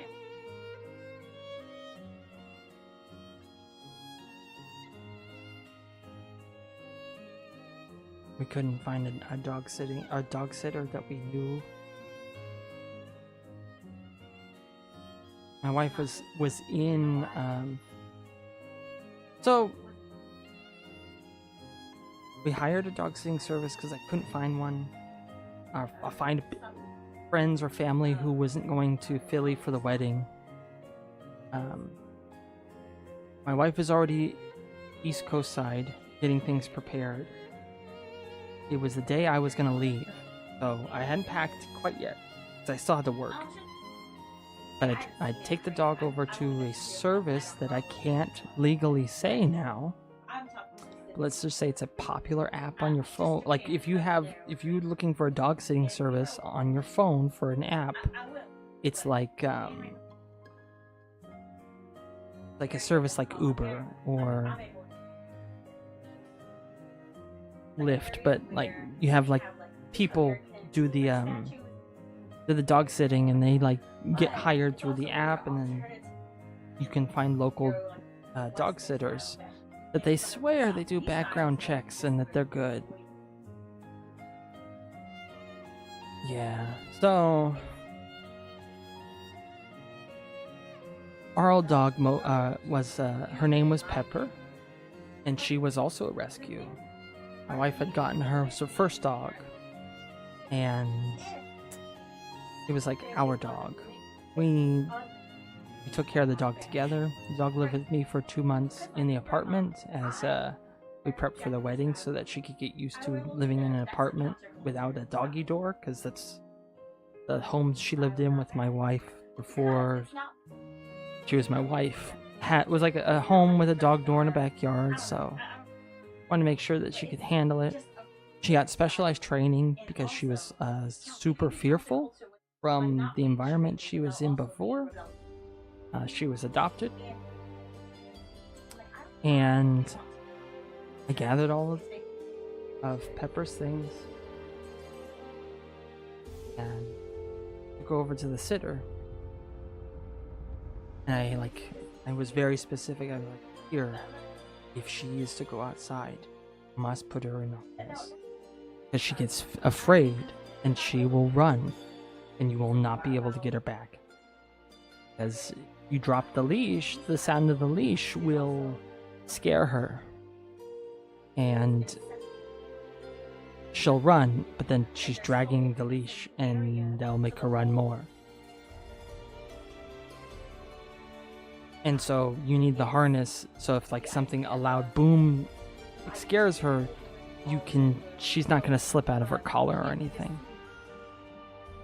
And I gave her food and tons of toys and multiple leashes and instructions, and I drive back home to like finish my work shift and start packing. And as soon as I got back home, my wife texts me and says, the dog's missing. It got out.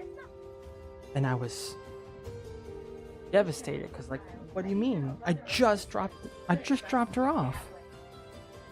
And so I go out there and I'm looking for hours, and my best man and my dad and the maid of honor all convinced me to go back to the apartment, because my plane left from Portland, which is a 2-hour drive, and I hadn't even packed yet, and it was getting close to like the point of no return.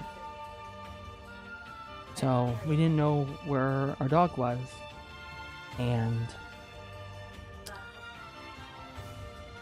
I go back home, and as soon as I get back home, I have my wife on the phone, and we're devastated. It's bad. It's a bad situation. And then right when I get through the door, she saw a Facebook post of somebody found our dog, got hit by a car twice, and died in their arms. And that dog sitter blocked us, kept the person who found the dog from getting in contact with us.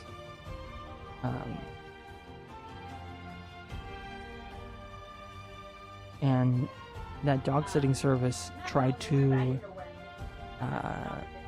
get away with not paying us. Like, they killed our dog. Wasn't even there for 20 minutes. And they said, oh, we'll cover everything. And they were only willing to cover the initial cremation. And that's not even counting putting her in a box. That's just a bag of ashes. That's all they were willing to cover, which was $70. And they had told us that they would cover all the aftercare, and that was a lie. But thankfully my wife is smart and was able to, like, she guessed that, oh, well, this company, I wonder if they're like my company I work for, and that their email structure might, what if it's like this? So she tried to email the CEOs and board of directors of the app, and she got automated responses that the CEOs were out of town on vacation. So she had gotten their emails and just blasted them with what had happened and said that we were basically harassed them, but in the nicest way possible, just begging them to like consider changing their minds because we just got married. And yeah,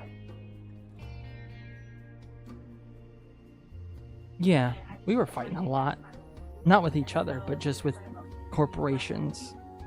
The Hilton we had to fight with. We had to fight with the car rental service. Everybody was trying to like pull a fast one. And then that stupid dog sitting service. That was really hard coming back.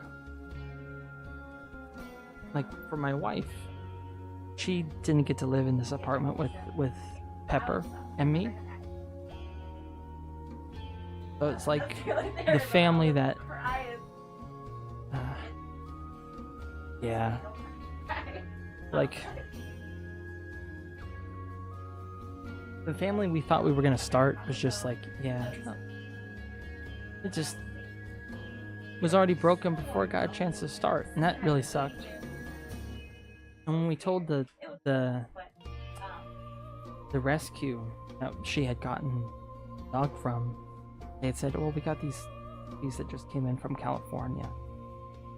And it was hard. But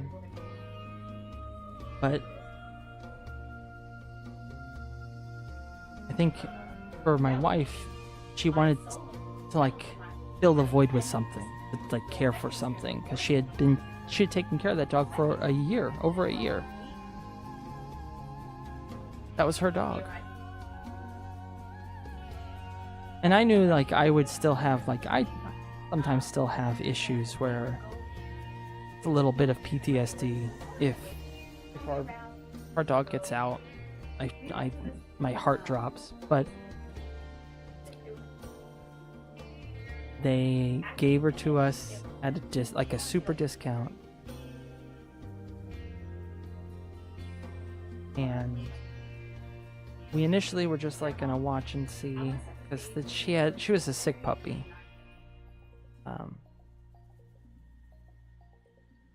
In fact, that little picture of her in the mocha cam is one of her early pictures. She's a scruffy little turd. But she when we found out about the tooth thing, we're like, oh, I don't know if we can keep her. We don't want to keep a dog that we can't financially take care of. And if it's going to be really expensive, then we probably shouldn't take on this responsibility.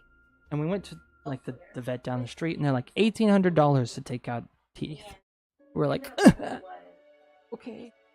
And so we talked to the dog rescue service, or like dog rescuers, because we had plans to go visit some friends in Washington actually for like 10 days, and they had said, well, if you're gonna go to like out of town, just let us take care of the dog. We'll watch them, nothing will happen to them. And that was like a big relief. And while they had her with them, they used their own vet that they have for all their rescues, and got all the mouth surgery done and did it for free. And gave her back to us.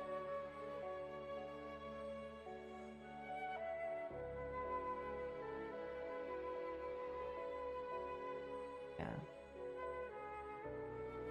Those were like, there's like apparently, at least around here, the dog rescue places, there's like multiple organizations, and they all are owned by like small families that live in rural areas, and they all know each other. And apparently the news spread like wildfire. And when I went to like talk to or to give Mocha over to the rescuer for those 10 days. They were having an event at a PetSmart, and so a bunch of different dog rescue places were all there. And they asked me questions, and I told the story again, and they were all like in a rage. And so they all right there, they had like networked together to like see about getting Mocha to like a special vet. So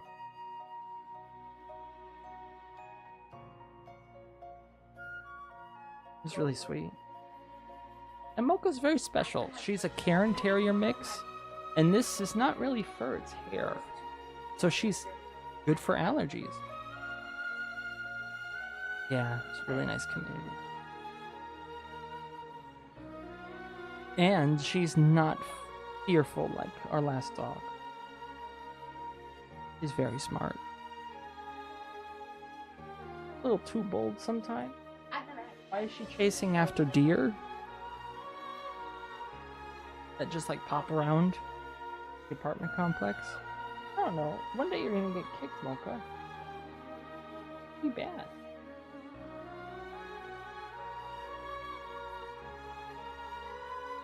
Deer are not your friends.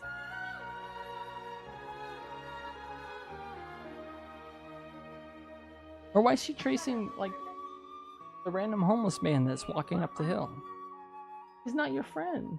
You don't know what he's freaking out on. He's screaming. Don't chase out.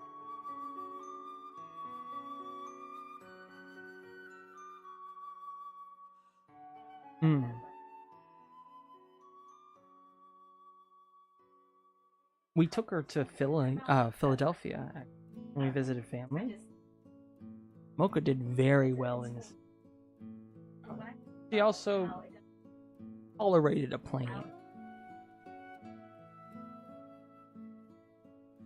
She does not like being in an air carrier, like a little, not like a little pet carrier that you put under the seat, like in front of you. She fits perfectly because she's tiny. Like she's probably, your cats are probably her size or if not bigger. And her breed's actually supposed to be a lot bigger than this, but she was the runt and also 6. Not grown to her full size. And she's over a year old now.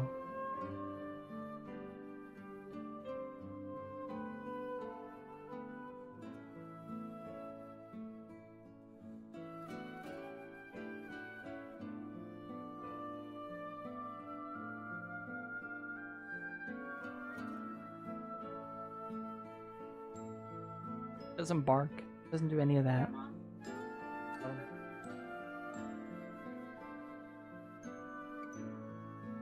Doesn't have accidents in the house. Lets us know when she has to go to the bathroom. Ah, 11.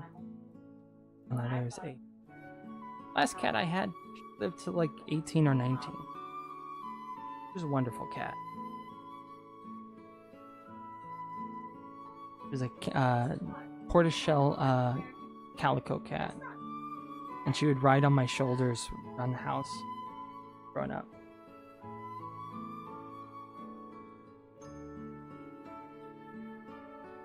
Both scream.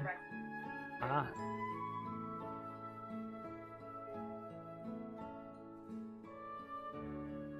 Not very loud. Except when she has a stick and you try to take the stick. Then she becomes vocal. Ain't that right, Mo?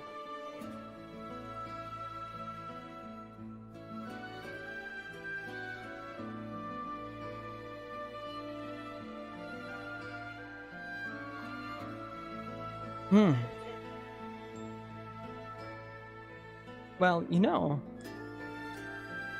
I think, where was it? Cats only meow because of us. They don't do that in the wild, really.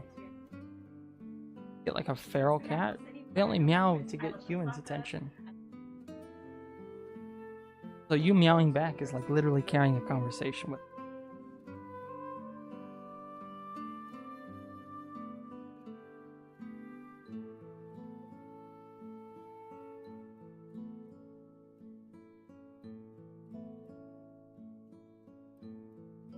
Well, I think I'm gonna stop here for today. Oh, you got a tortoise shell too. Aw.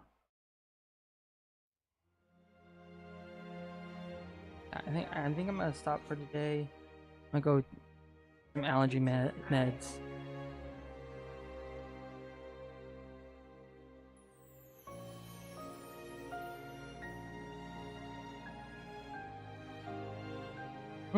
Yeah, it was nice talking to you too.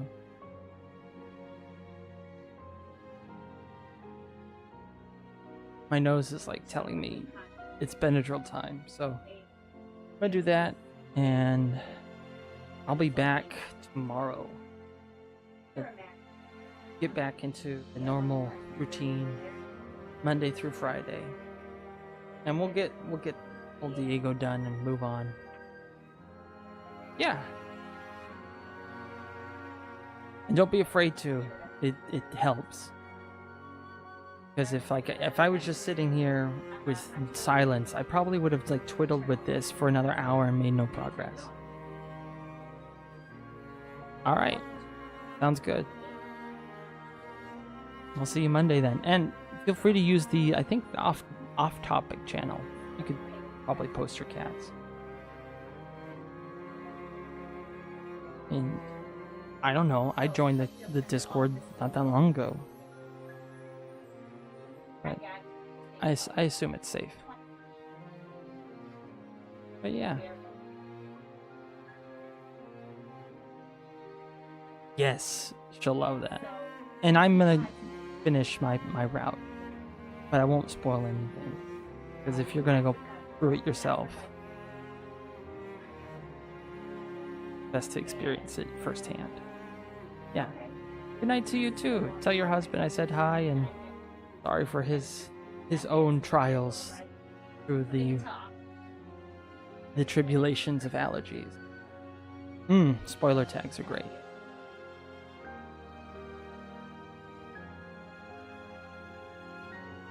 All right.